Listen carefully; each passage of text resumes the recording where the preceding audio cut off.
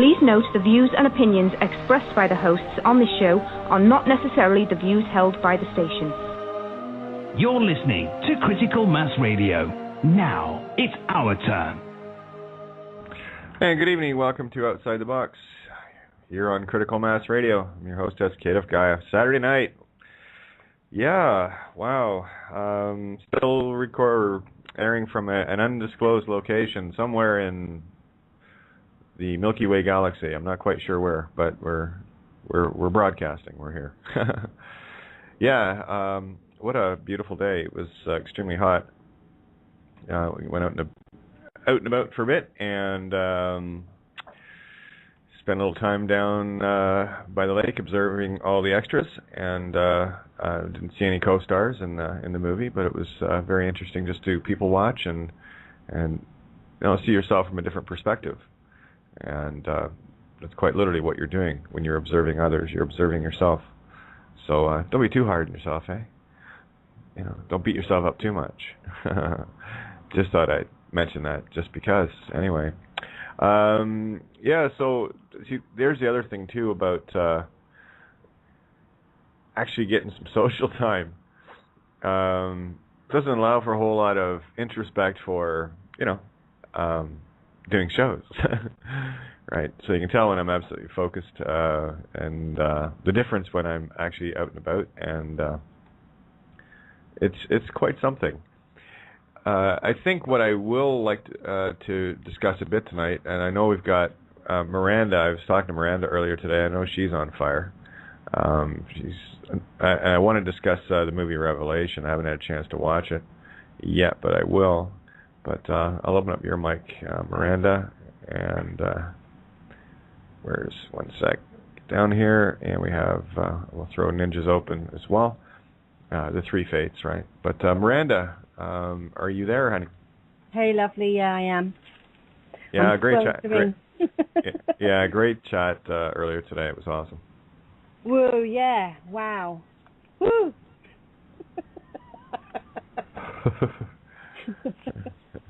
I know, eh? And to top it off, I do look like that icon, don't I? Yeah, just a bit. Inside joke. Oh. Yeah. Yeah, it's been a very, very strange day, all told. And I've just finished it off by watching The Lone Ranger, which I've been giggling my head off to. That was hilariously funny and sweet and good. I enjoyed that. But Revelations, yeah, wow, what a film. I watched it several years ago, and it just came to me today. I should really watch that again, because I remember there was some sacred geometry in it, and there was a lot to do with masculine, feminine.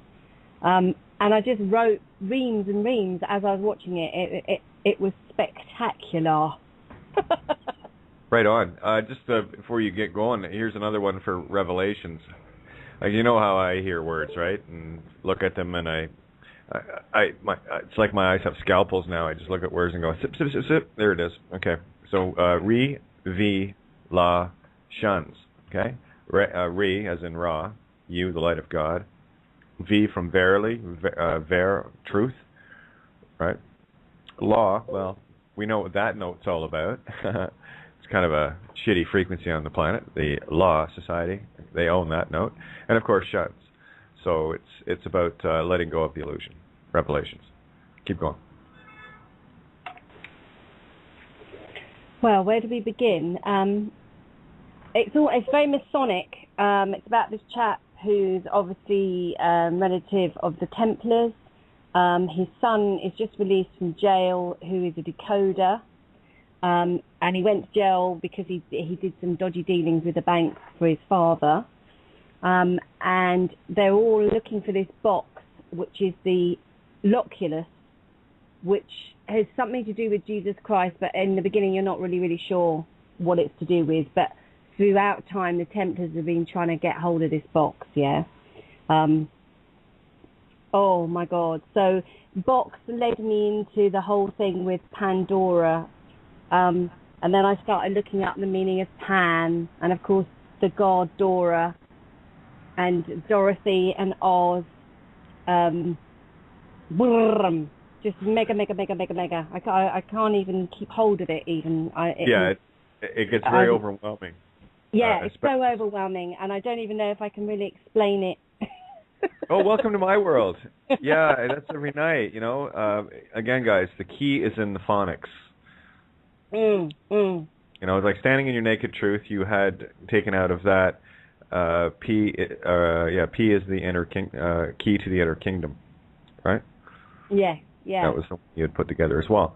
So everything is hidden in plain sight. You just got to have the eyes and ears, both of them, to see and hear it at the same time. Kindergarten guys and girls, it's show and tell time. Let's play. Reveal the world. Reveal the illusion. Lose the distractions, right? Right? Absolutely. Well, I was just going to say, look at the word tract from tractions or tract of land. Lose your footing. Distract ions. You'll lose your footing if you get caught in the distract ions.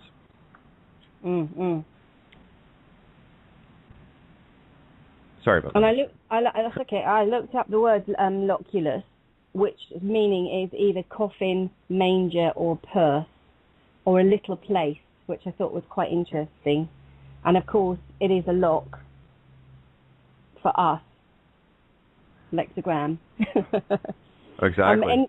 And just every single frame of this film blew me away. As the chap comes out of prison, it starts raining, and then they pan in, and so he's coming out, and he's been there, it's raining, he's being cleansed, he's being distilled. And as he comes out, on the side of the prison wall is the Gemini sign, of course. Nice. And this was kept being repeated all the way through it. His father lives on Sacred Island. And I don't know, when you drive into towns, quite often on the, those visitors signs on the side of the road, you have an M with a roof on the top of it. And I always take that's a symbol of masonry, but I don't know that it is. I don't know whether it's actually supposed to mean museum, but I definitely think there's an undercurrent thing going on there. And then we had the whole situation, because it's this father and son, and there's this friction going on between them. So his father brings all in these people to try and find this loculus. And on the boat that comes into this island is this woman who is the feminine actor in this role. And as she comes into the shore, she steps over on the rocks and she picks up water with her hand. And I thought that was very significant. Here comes in Venus, the feminine. And of course, what is her name? Her name is Mira, Mira. So she is the mirror. There's the phonics. There's the phonics. Yeah, I just loved it. And then of course Genesis, and then they were all talking about Genesis in the film, and palingenesis, which is regeneration, or the Ouroboros, which takes us back to the serpent eating its own tail, and the we. Imagine that. Imagine that. And then there's another section, and it just kept going on about urine. Urine just kept cropping up in this film. They show a piece where there's a news flash, and they're talking about this underground group called the initial P2. And then straight away I thought, well, there you go. It is P and 2 again. There's the sign for Gemini, the twins, the 2, the 11, the alchemy yet again, of the marriage of the masculine and the feminine. And again, they're all searching for this box, Pan's door. The Pan is the god for wild shepherd. And I thought, and here we are at the moment with all the sheep shepherding him in. And also Pandora is a moon of Saturn, which I never knew that. It's amazing the trails. Yeah, I just let people know that trails you can go on just with one clue. It'll blow your mind. Follow your nose. Follow your heart. And then again, I looked up Pandora again, and it said Pandora was made from water and earth. Of course she was. Where else did we get? So we got mirror and the reflection. And then you see her having a shower, and again, this cleansing, this water. And mirror also means, I looked up the name, the meaning is peace. And it's also a red star in the constellation of Cetus, which takes 331 days, of course. That's, it's a coincidence, guys, so don't think that everything is, magical or anything here at all. And then I thought it was quite strange because yesterday I told you about nearly piercing the other side of my chest, not my heart side, the other side, with bamboo. And then what happens? Magnus, the father in it, is speared to death in exactly that place. And I thought, oh, hello. And all the way through this film, in different sections of different eras of time, they were always killing people by spearing them in that exact place. And I thought, well, this is really fascinating. I wonder if I was once there. It's an old wound I'm remembering. Yeah, of course, when you say spear, the first character in the Arthurian deck that comes to mind with me is Bedivere. And, of course, he is missing one hand. He lost a hand in battle. Ties in with me, the Red Hand of Ulster. Red Hand of Ulster. Right. So... And, of course, you heard me break down Ulster. U, the international symbol for electricity. L, the power of spirit. S, the divine feminine. Of course, stir. You've got STER, which is star, divine feminine, and also divine masculine. But more specifically with the ER, because it's the dark. See, star is 6 in the mirror. That's A. And stir is 9 in the mirror. E, uppercase E, or lowercase e, lowercase a. When you flip them around, they're 6 and 9, or yin and yang, or light and dark in the mirror, you see. So that's why they had to steal our dark, right? It's not a register, it's a register, and that's a divine feminine. So there's the Ulster, right? It's the complete package in terms of the fourth chamber of the heart, or fourth province, right? I talked about that in one of the shows previously. And it's the sign for Cancer as well, isn't it? Again, more water. Mm-hmm. And what are we in right now? Oh, lo and behold. Oh, yes, lo and behold. And you'll like this little bit, because when they come to attack this manor house, the father, to save the girl and his son, he takes their name tags off their bedroom doors and burns them. And I thought, how, amazing. This is sort of, in a sense, the burning and resurrecting of their true names. Made me feel that, it was totally cool. Lose the name, and that's an all allegory. I mean, I've got to see this thing because it sounds absolutely giggly in allegory. Yeah, and I so want to maybe you get bits that I didn't pick up and stuff. Yeah. And he's trying to, and that's it. So then they set fire to everything. So the chap's trying to get out of the room, and he then comes across this red box. It's not an emergency box though, but it's got a huge X on it. And I thought again, X marks the spot.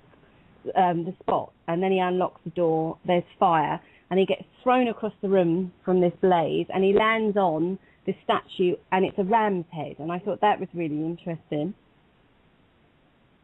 Oh, that goes far beyond interesting. Yeah, the whole thing about fire as well, right? When we're talking in terms of creation, fire is, Gemini's spirit. The cardinal aspects are fire, and then you have the earth and water coming in. I'm sure there's a ton more of allegory showing that. But where was I going? Promethean fire. That is for me the awakening. This is the cleansing by fire, right? This is the trial by fire, if you will. And the challenge here is, can you awaken? It's just a game. It's just a movie, and every day that goes by, more and more of us are seeing more and more of the illusion the way it needs to be seen, and we're starting to laugh. And good game, good show, good movie. Lots of thrills in this one. Oh, it's so spectacular. And then he comes out to discover that his father has been skinned alive, and so his body's laying on the ground with nothing covering it, and his skin's been in slides like a big bit of leather and pinned to the wall. And I thought this was really amazing, because here we keep talking about standing in our naked truth, but they are trying to skin us alive. Yeah, that's the whole money, right? The money thing, right? Let's talked about that before. What is money? Money is actual skin and the literal soul, spirit, divine side, turned into pay per. Another word you said earlier, purse, and this is an early word. That's why I haven't looked at that word in a while. So I looked at it again, and wow, what an interesting thing. When you take purse, the sound, and slice it into two, you have per se, right? So as in when people talk about going into court, pro se or per se, and there's per se us, right? For the himself, herself, itself, us, and then I also changed. Well, I don't have any rules when it comes to spelling now. P-U-R-S-E is purse, right? P-E-R-S-E is purse. So let's have a look at the PU version, U being electric energy again. You have the pure say, the pure himself, herself, itself. So once you start seeing through the things, this is a bit deep, guys, sorry, but when you start seeing through the layers, the miracles of every single word you utter is incredible. It's beyond incredible. But you got to trust yourself. That's the trick. That's the hard part. Oh, and we talked this morning too about the key rho symbol again, right? Because I've talked about the rho symbol being reversed in the letter P, and when you put that in the mirror, you can see the mirror reflection of itself, which would be the key rho. But you're also dealing with the key and the P, as it already is. So you've got a quad there. You've got the double cross and the rho and the P. So rho is spirit breath, and of course P phonically, well, we talk about it all the time, right? This is the key of P, ter, okay? P, T, love, ER, raw, light of God in the mirror, right? And I joked as well, another nickname for the male phallus is the Peter, right? So, of course, it's the keys of Peter because it's patriarchal.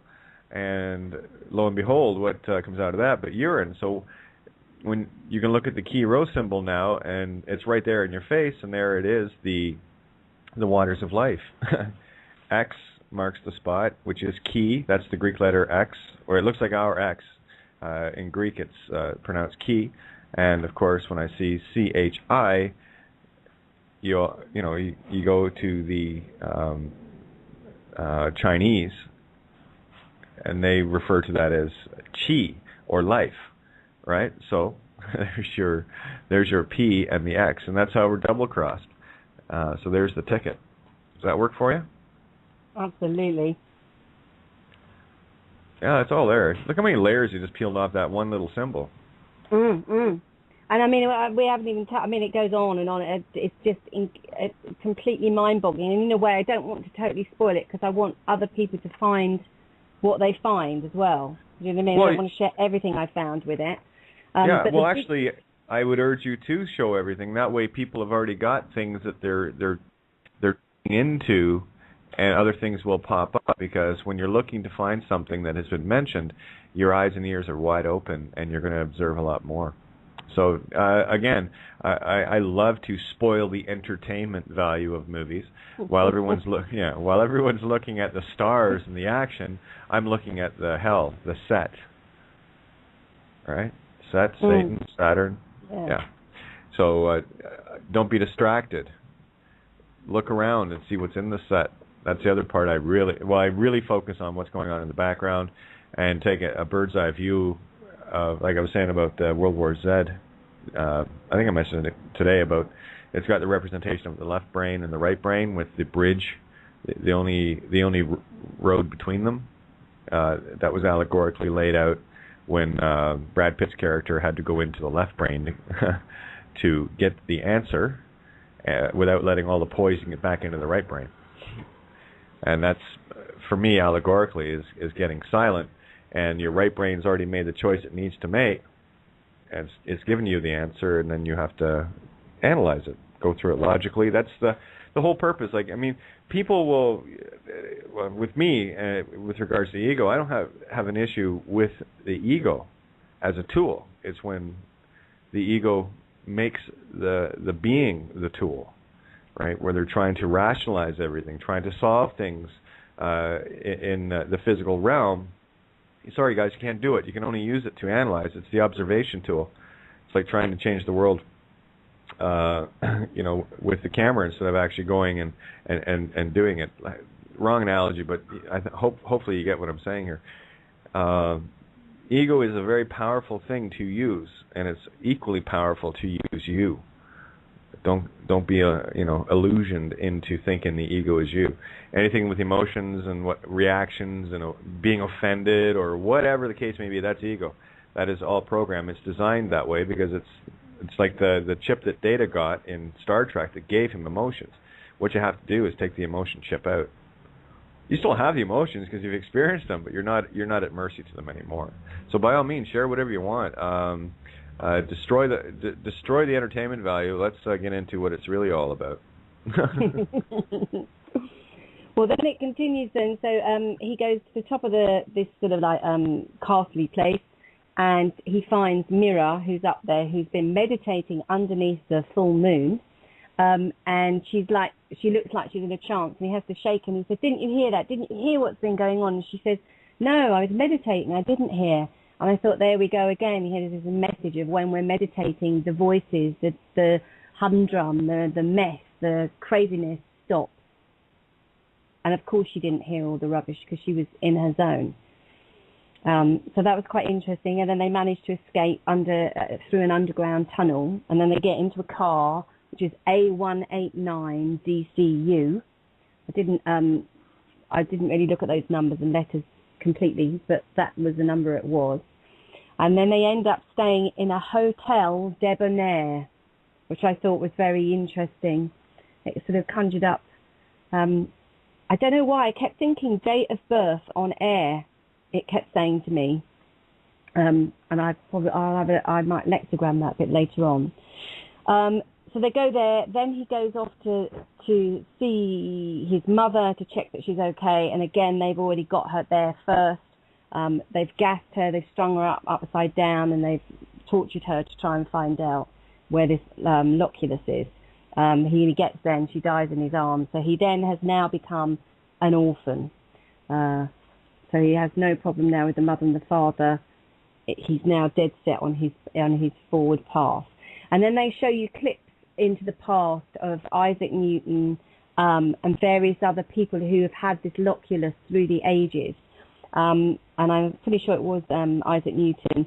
And he's doing an alchemy strange sort of gathering of things. And in this pot, he puts in some white stuff and some red stuff. And I instantly thought it was semen and blood, or menses and semen, which is the same word. And I thought, again, here we go, again, masculine, feminine. And he's talking, saying, the eternal gold on the underground stream.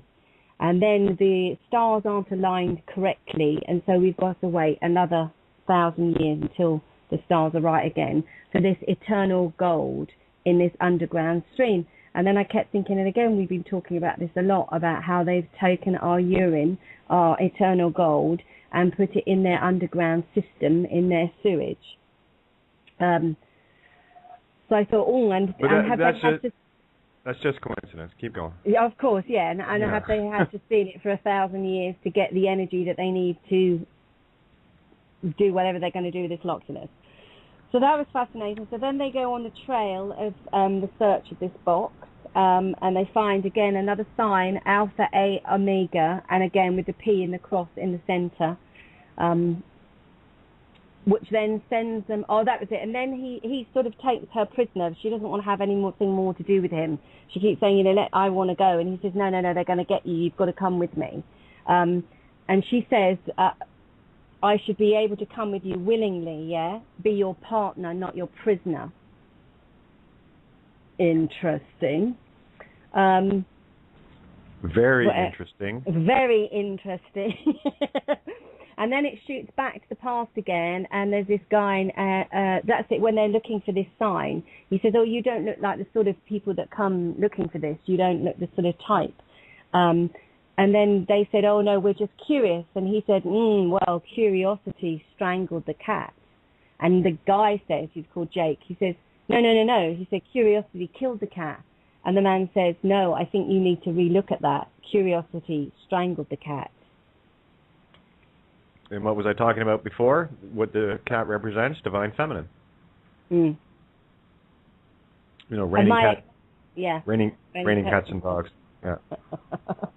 And my partner and my mother tried to strangle me, so that's quite interesting. Slightly. And then they hit a brick wall, literally. Yeah.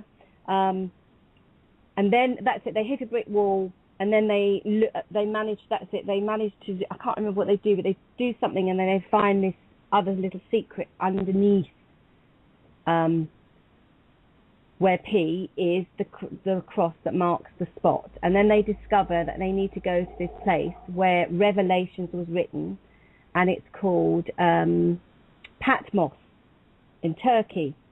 And it was interesting because in the film they both say it together, Patmos. And I thought, well, that's really important. So I quickly wrote it down and had a little look at the other words that are in it. And of course, Patmos spells out map, stamp, amp, moat, soma, most, mast, asp, and some other things.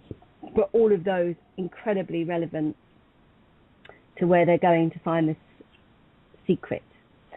Then that's it, and he's also a friend with a padre guy who's called Ray, this little ray of sunshine, who not only is a padre, but he's ex-military, so he's able to help them like with guns and all sorts of things. And then again, that's that real flip of the coin. He's sort of like a preacher with a gun, which I thought was quite interesting. Yeah, I also wanted to go back to Turkey for a sec. When you make the word yours, put an N in it, you have turnkey, which any turnkey operation means it's ready to go. So again, as you're talking, I'm listening and seeing the words, and keep going. Yes, and also they've got urn in there, and in a sense, the loculus is an urn, isn't it? Yes, it is. Right, so where do we get to? I was going to say, this thing sounds absolutely... I know, and I haven't amazing. even written everything down, honey bun, because it was just like, you know what I mean? Mm-hmm. Well, yeah, you'll find yourself constantly, especially when you really start seeing this, you'll be constantly overwhelmed, and there'll be so much information coming in, there's no way you'll keep up. It's mind-boggling. And then there was a yellow letterbox. And I want you to tell me what the significance would be of a yellow letterbox, as in, when I'm thinking, the yellow brick road. Yeah, well, mailbox on the house is one of the most trapping things that someone can have, because what it's saying, well, look at the word, mailbox. There you've got the masculine and feminine, right? And, of course, UPU is all about, it's the highest court in the world, Universal Postal Union, right? So there's a little bit more to it. They didn't call it the Planetary Postal Union. No, they called it the Universal. All right, so the yellow box, I'm sorry, I've got an echo going on here, but the yellow box that's on the wall is symbolic for me of, as you said, the yellow brick road and the complete joinder to the system using the mailbox. A contract is deemed accepted when it's mailed. That's the problem. See, mailed, think of mailed as the verb it is from the masculine. It has been intended. It has been mailed, electrified.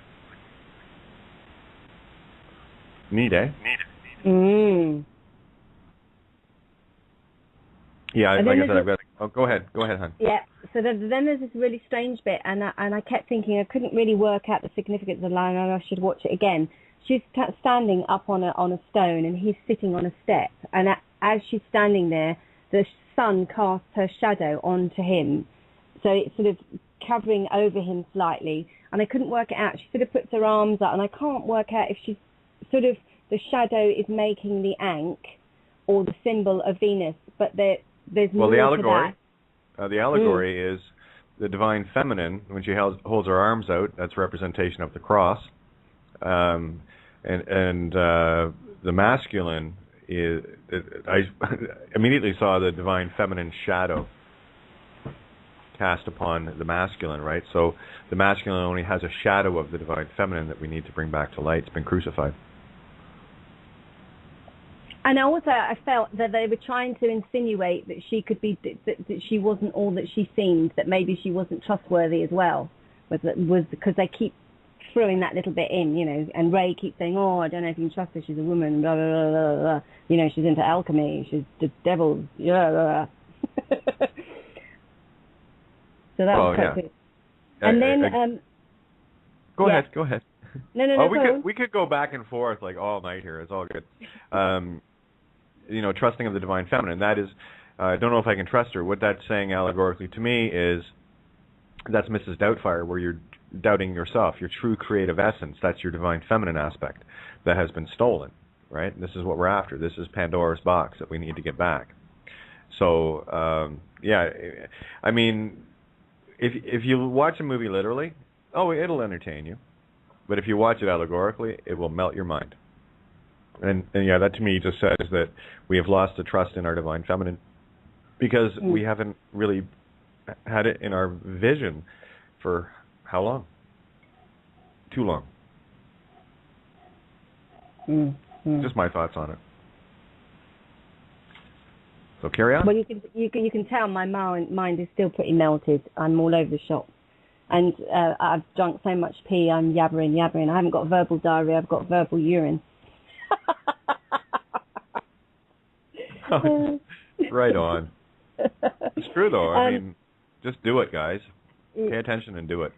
And so then they discover this whole thing with the sacred geometry, and he's got this super thing on the computer where he can put in various places, and then you'll see like pentagrams come up and all sorts of different shapes. And anyway, they find this pentagram, and it's got Venus at the top, Jupiter top left, Mars top right, Mercury bottom right, and I think it was Sol for the Sun on the bottom left because I couldn't quite see. But this is this makeup of this pentagram that was due to happen again, more or less at this time, in the film. So that's what they're hunting for. And then it was really interesting. They then go through this archway, this doorway. So it's like they're now going into a whole new realm. And then she talks about the pentagram, and she looks up and she said, yes, the fifth element, the heavens. And then they talk about the triangle. She mentions about the triangles being representative of the man and the woman, but also being representative of body and spirit.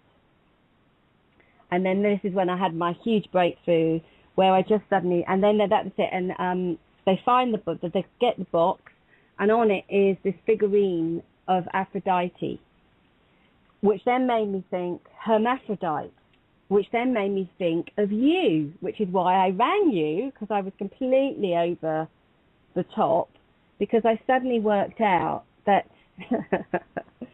apart from the D, you have hermaphrodite in your name, of course.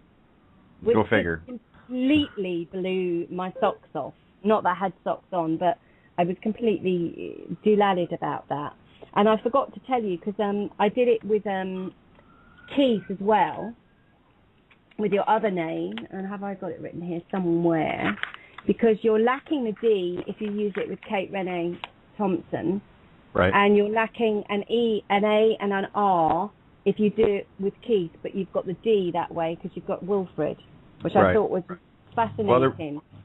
Well, they're all mine, so you can write one hell of a book with that, couldn't you? Yeah. And I even thought, well, because you've got the P, if you flip it upside down and in the mirror, you get a D. Exactly. So I'm taking liberties and using it. But, well, that's it. There are no rules. You got the shape. They've been flipping around on us, so play back. Yeah, and of course you've got Hermes and Aphrodite in your name as well, so of course. So I might have to even write you a new lexigram now that I've gone into more craziness. Wow. I know. Oh, that's it. So yeah, so they found that. So they've gone to this little temple, this amazing little place, and they find this box, and they're looking at this box, and there's nothing in it, and then they go back upstairs and they put it in where it should be, because it's been hidden down in this crypt. And they put it up where it should be, and then the sun shines on it, and it's got gold on it, and then it reflects on the floor. And so there's this rug there. So anyway, they pull this rug back, and there's this big circle, and again, there's a pentagram there, shaped on the floor. And it's really beautiful, and it's got it's emblazoned with gold, so it's sort of shiny and showing up. Anyway, he dashes off to look outside or something, go and have a look at something, and she just takes off her robe. That's it, and they go through this blue door as well. That's it. Anyway, and she just takes off her robe, and she's standing there in her naked truth. I thought this was so funny. And he turns around, and of course he's really drawn to her, so they get naked, and they start making love, and it becomes very sort of esoteric and out there, because she suddenly says to him, as I breathe out, you breathe in. As I breathe in, you breathe out. So they're starting to be quite tantric. And then they have this sex. And all the way through this, every time they go to sleep, they're both having these strange dreams about this loculus and the past, as if their bloodlines are tied to it, yeah? And there's masses of references again to Mary Magdalene. And then she realizes, when she's looking at the wall, she deciphers something that not only that, it's Magdalene, Mary, Miriam, Mira. And then she realizes that she's connected to this in a much more strong way. So again, there's the balance, the in and the out, the coming together, then making love and becoming one. When did we get to then? Oh God, I've got so many notes. Oh, that was it. No doubt. Yeah. And that's it. And of course, and then she's saying, this is what truly understanding is, or standing under your truth. Yeah, of course. Anyway, then the Ray guy turns up, and they think he's the enemy initially. He's come to help them because he's really worried. And then all three of them sit on this sign, on the pentagram, and try and work out what is the deal with this box. And so they start fiddling with it. And then at the top, it has like 4 little skewers that are in the top piece of the lid. So anyway, they pull that out and the box falls apart. And as they pull that out, they realise that they've got some nails, yeah? And sorry, and I completely forgot. Sounds earlier ominous. On, it does sound ominous, yeah. And earlier on, the father had said, you know, you're going to need aluminum and UV and a UV light, yeah, which they've got. And he realizes why. So anyway, he sprays these 4 nails with this aluminum and uses UV. And of course, they come up absolutely beautiful purple. And they realize that these nails are the nails that were used to crucify Jesus, and they still have his DNA on them. And then they all realise that this loculus, this is all why these nasties are after it, is they're trying to use the DNA of Christ to bring the Antichrist, but having the same genes, yeah, so he will be believed by the people to be the Son of God. So that's all gets really thing. So anyway, and then they have this big fight about, you know, what we should do with this. My father wanted this box destroyed, and I think we should destroy it. And she's saying, oh, no, we can't do that because this could bring good to the world. And then Ray, the Padre, is saying, no, we must give this to the Vatican. We must give this to the Vatican. They're the only people to trust. And I'm thinking, oh, my God. Don't do that.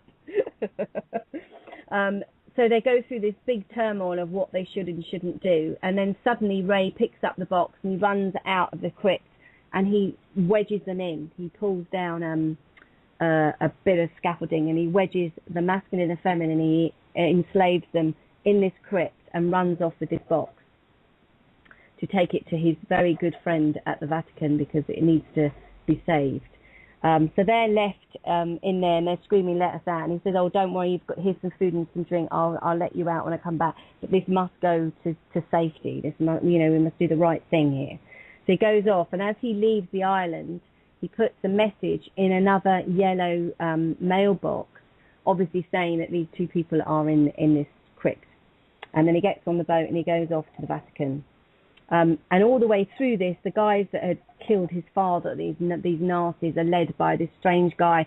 And you keep seeing him through the centuries walking. He's obviously immortal. Obviously drinks his pee. He's not a very nice pee drinker, but he is a pee drinker. And every time you see his footsteps, he's got different attire on. You know, first he's got sandals on, and then he's got sort of centurion boots on, and then he's got like 20 boots as you go through. And he's got this incredible walk, so you know it's him each time. It's quite creepy. And so no sooner does Ray take the box to the Vatican and it's put into the safety, you know, in some locked up place and under lock and key, and he goes off and he talks to his nice deacon or whatever he is that he likes. They, of course, the Nazi guy comes in and takes the box and has this precious thing and takes it off to some, and then they kill Ray and they kill the priest guy, and they go off and they take it to some horrible lab where they are creating a child. And then it becomes like really sci-fi because they've created like this huge egg in a plastic box. So there's no mother, there's no actual real thing. They've literally created it in a test tube using this DNA. And then he says, so any child can be destroyed through coercion, fear, and I couldn't remember, and another word he used. And I thought, yeah, you see, this is what they've been using, this coercion, this fear, and threat throughout our lives to keep us under control, yeah. So that was really fascinating, that bit. I've lost my other bits of notes. I'm babbling now, I feel. No, but, no, not at all. Okay, so it's making you're sense. talking, there's stuff getting out of it. Good. Do your thing. So anyway, so there's that's all in the chamber, and while that's going on, of course, we then go back to the couple who are trapped in the crypt, and then some local dignitaries find this note from Ray the next day in the mail saying these two people are trapped, don't tell the authorities, but go and rescue them. So anyway, and in the meantime, the Nazis have tortured Ray and tortured the other guy, and they went back to Ray's hotel room and found a ticket to Panthos.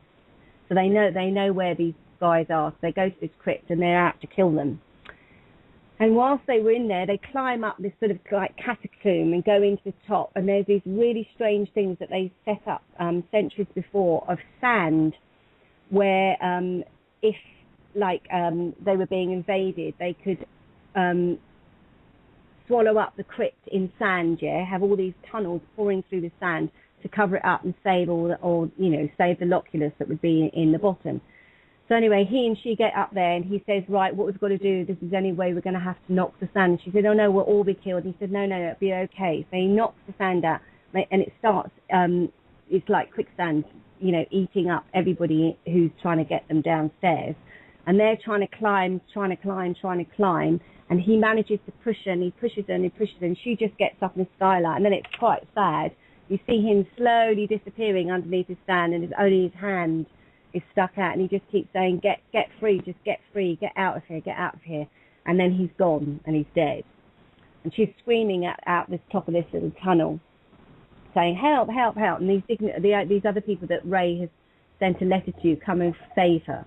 Anyway, and then she's taken off to a nunnery, and of course, she's in this nunnery, and the nun comes along and says, come on, you must eat, you must really, really eat. And she says, oh, I can't.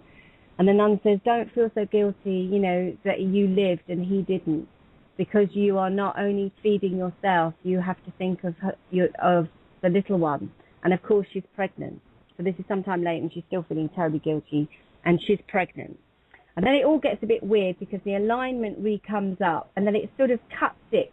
So we're now waiting in anticipation for this terrible Antichrist to be born, and who's going to be offered up to the Vatican as the new Christ. And then you see it sort of moves ahead of time, and they show a depiction saying, oh, you know, this baby, a lost paper was said that some baby would be found on the steps of the Vatican, which would be the Messiah come to save us. And so you then see this horrible guy who's been killing everyone all the way through. He's suddenly one of these popes all dressed up, and it says, and this is the Pope that's come forward, and he's known as the modest Pope who's going to look after this baby, and that will be his job. And then you see his eyes and think, oh, God, poor child. And then you see her, and she goes up, and I'm not sure where it is, whether if she goes back to Pathos, but she's standing up on the sky, and all these stars are aligning, and she's got her little baby. And she said, this is why you came here, because you were supposed to be here at this precise moment. And then basically it's the end. And you're like, no, I want more.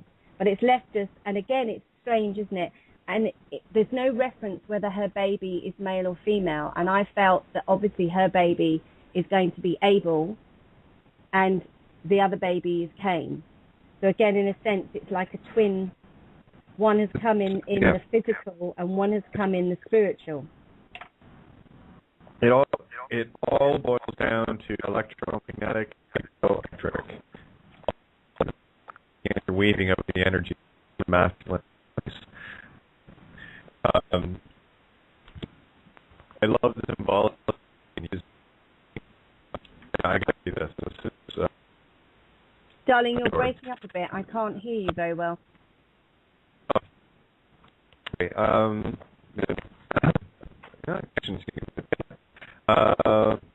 The outdoors, it seems like it's riddled with.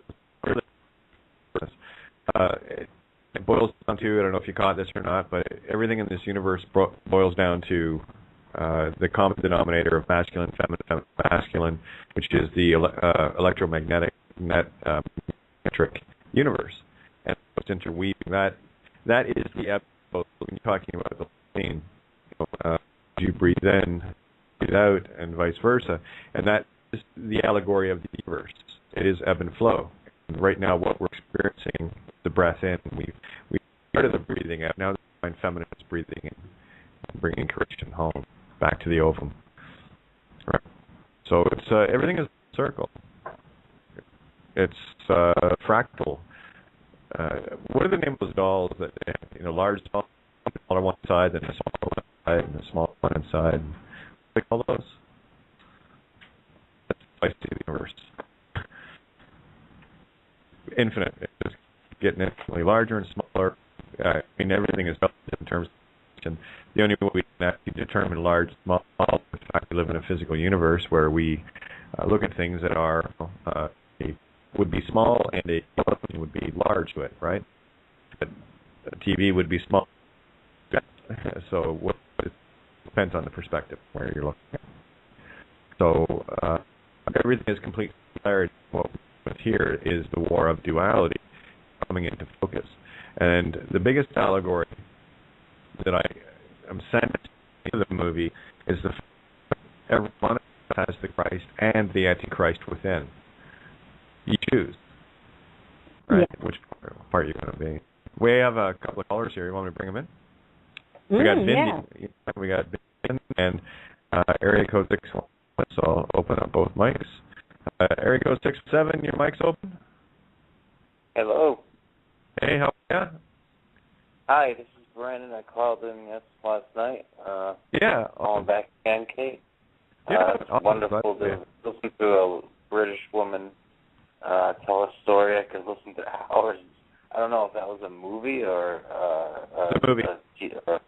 Okay. Anyway, it was fantastic. Oh, but our own personal Mira and our own personal Mira is tell me always. So I'm going to bring Bindi coming in here. I'm just going to bring everyone on board here, Brandon, so give me a sec. We got Bindi, and I've got area codes. Hey, there you are, Bindi. Hi. Excuse me, sorry.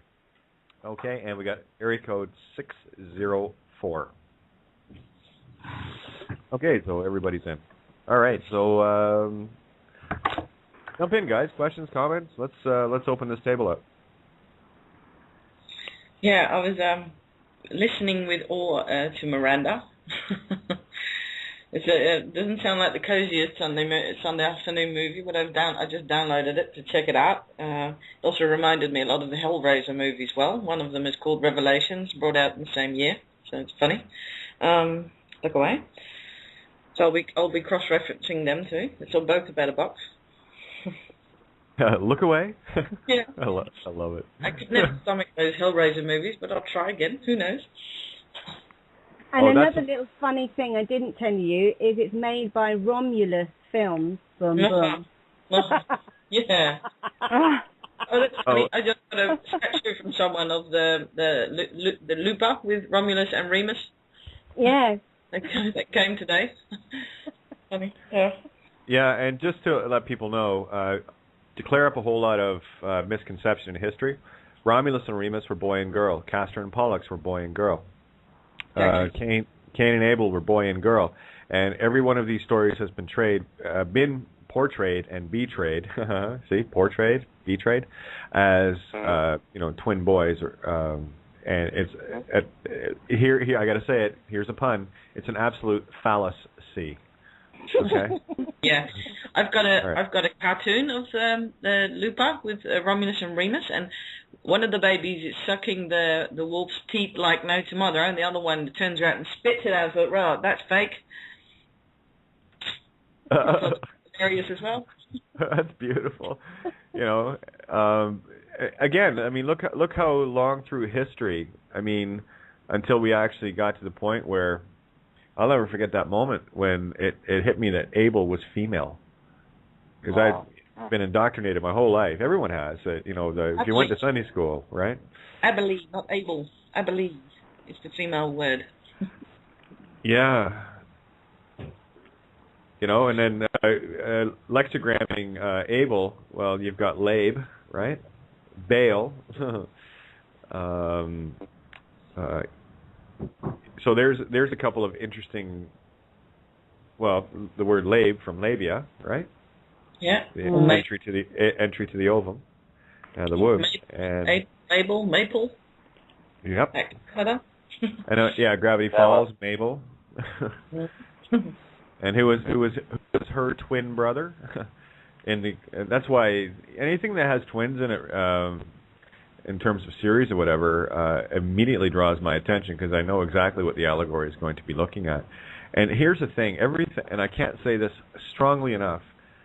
Get your trust back, because everything around you, everything completely that you do, say, in every instant of the now is perfect. You're missing it. That's all. We're just missing the show. It is perfect. Right? No distractions. To see why. I'll give you an example here at Mary's. 2 pictures on the wall. Okay? This is how I follow my own trails. I'll give you another sound definition of a word that didn't actually click with me until I looked at the picture. One of them is a picture of the Eiffel Tower. Kind of beautiful angle, looking from the base up to the top, so it's perfect in the sense of the phallus tower, right, or tower. Depends on how you look at it, of course. Pisces, you have toes on your feet, so you got the toe and ER, Ra, or light of God in the mirror, reversed. And the other picture is called Afternoon in Venice, right? Beautiful picturesque scene, and of course there's the art. There's an arch in it, and there's the boat. All the symbologies that people would just paint or whatever. They're not thinking of it, but creation's perfect. They don't have to. The creation will manifest itself. You have afternoon in Venice, and for anyone that's listened for any length of time, that's where that for me was the last stop, and I've already visited it, and I'm heading back that way. I think I'm going to go back there through via Switzerland, Luxembourg, and then back to Venice. Okay, but let's change the rules up. Let's change the rules up for the sounds of Venice. Afternoon in Venus. Right now I look. Yeah, and then I took a slice and dice of afternoon in Venus. Right, so here it is. Because you can take the word Venus just to show you how I mess with words. It can be Venice, Venice, Venice. Venus, Venice, you know what I'm saying? So don't lose. Sorry, go ahead. Oh, it's the same Dionysus, or also the Phoenicians. Well, yeah, it goes. That's where I'm going. Venetian comes back to all of that. Now, afternoon, I see you got aft, which is behind. ER again. There's raw in the mirror, and then it has noon, or you can no on, right? No one. So there's a lot of things that you can play around with, and then of course you got Miranda in the mix, and afternoon in Venice. I'd love to see what kind of lexicograms you can get out of that. So there you go. But I'm seeing a bit of the Muppets Beaker's head exploding if you go to Venice. That's pretty much. Yeah. No, boom. Yeah. That's my favorite ego trip. Yeah, back to Venice. It's on the water, and water is the divine feminine as well. So. Well, yeah, and it's the only city in the world that is on the water, so it's not technically on the land. That's why they had to put all the birth bonds there. Oh, the whole country here is half water, so we know how that works. Well, again, we are referenced allegorically as being lost at sea. Yeah. Right. And the Netherlands, half water, half land, one from water, so we're floating on it. Actually a swamp. Yeah, pretty much. Yeah, Zuiderzee, right? Yeah. You know, as well. Oh, Venice and the Netherlands has a lot of in combination. A lot of how do you call it? Same problems with the water. Yeah, correlations. Yeah.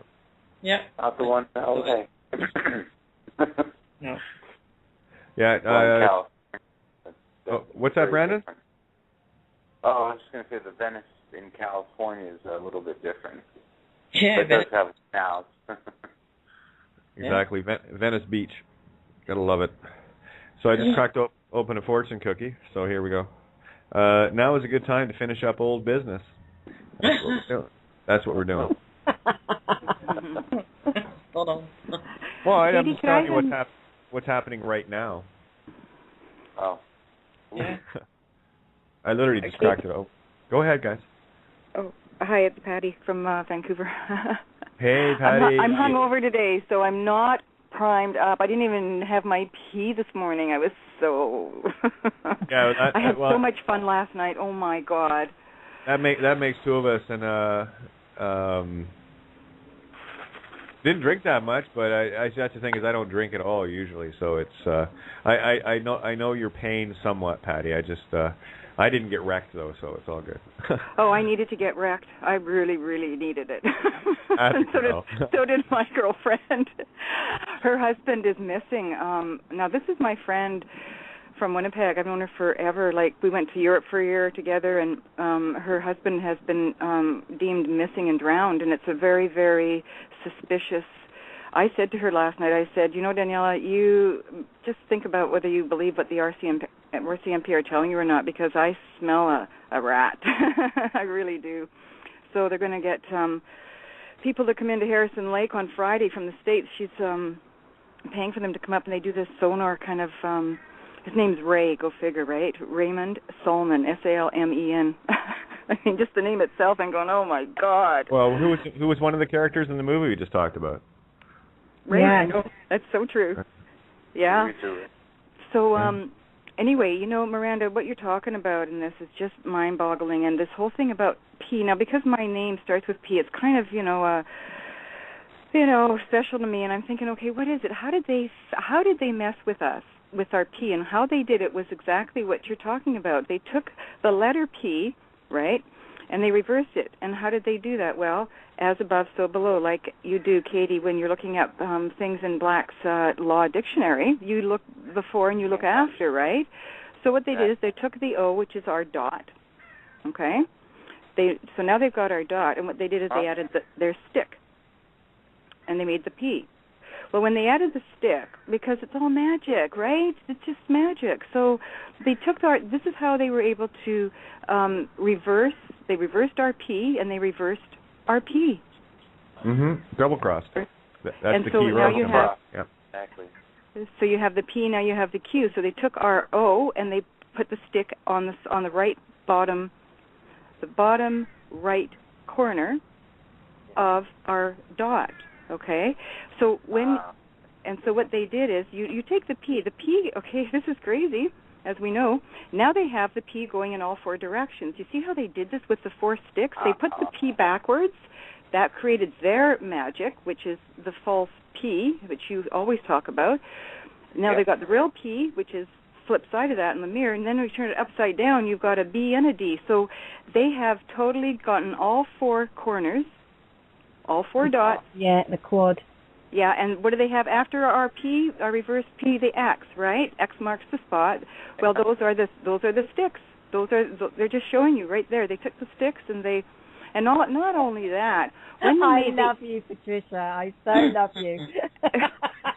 Maybe I was supposed to get drunk last night. I'm totally brain dead. And what's interesting, do you remember me telling you when I first met Andrew, I was so bowled over and I kept saying, Andrew, is there a symbol for drinking your wee? What's the symbol for drinking your wee? And it is a circle with a square around it. There you are.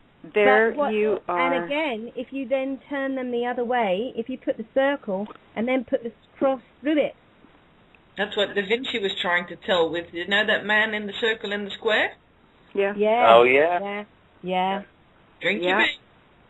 And another thing with the lettering, and I found this amazing, I did a course with Darren Diogi last summer, and we were talking about how we write.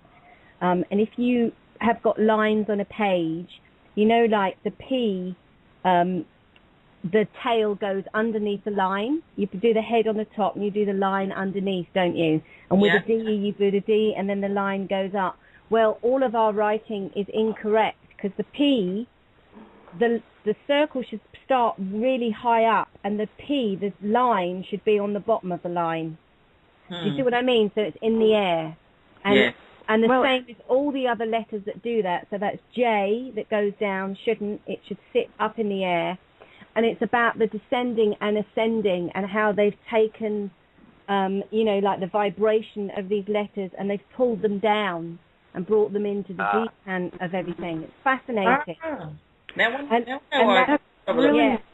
And that's to do with where your balls are as well. It's all to do with like the ascent, you know, like the 3 higher chakras and 3 lower chakras. And whether we're in spirit or material, it's fascinating. There's loads on that I love. Well, the spirit thing. Look at the letter P again. It makes a 9. What's 9 represent? Our consciousness, and this is what they did. They took our feminine essence. Isn't this what you think? Like, they even put the number 9 in there, and that's how they stole our essence. They put it right in the P, or they took it out of the P, or whatever, however you want to say it. But it's fascinating, isn't it? And then also, what they did, you see, with the X, the reason they made the X is because it's like the ley lines. Any line that has a cross point is a, you know, look at the vital vortexes. There are 10 of them. You know, these are very powerful grid lines on our Earth's, you know, grid. So by putting the X in, that's where they got the power from. That's where they stole the power to do all of this magic, is by crossing the X instead of putting them side by side. No. What about the word urea, as in urine? It's in Uranus, it's in Europa, it's in everything. Yeah. Wow. And one other thing that people missed on urea, I like to keep bringing it up. That's Rhea is the wife of Zeus. Yeah. RHEA, and of course, what do we have in our blood? RHA positive, A negative, and of course, what is EA? Yin Yang. So that's what we're dealing with. That's why that was the biggest clue for me to confirm the work that blood is actually pure ether. That's why blood is thicker than water. But in the mirror, so it's not. Yeah, so there you go. And of course, Rhea, RHEA, also gets lexicogrammed into Hera, which is the other way of spelling Zeus's wife. And here's another neat little thing about Hera, because you've got the 12 labors of Heracles, or the keys of the divine feminine, right? And these are the labors we go through. So, yeah, we do our homework. Well, Hera's eyes looked like the circle on the feathers of a peacock. Yeah. Peacock is the male has the colors, but the female is the one with the most strength. that can kill a cat. So the feminine again, yeah. Yeah, let loose the nasty Fluffy. Yeah. And not only the whole idea of the divine feminine being passive, being still, is bollocks. It used to be the other way around. They've turned that around too. It was the divine masculine that is magnetic and still, and the feminine is active and electric. So which one are we? Well, that's the quad nature, right? They cancel each other out if you've got them both in balance. That's why I was saying about the quad. In the feminine, you have positive, negative, which is both masculine, feminine again, and in the masculine, you have positive, negative, masculine, feminine, and the fact that creation exists at all, based on the canceling out, this is one of the reasons why they have to be kept out of balance slightly to have creation at all. Yeah. You can't get up the stairs without getting out of balance. You'd never land on the next sport. Exactly. You'd stand still on the same one your whole life if you don't want to come out of balance. Yeah, and you got to climb those no ledges too, right? Yeah. Well, Katie, I'm going to just push this one through because the stupid phone, I don't want to take a chance, and I'm going to hang up and then I'll just listen.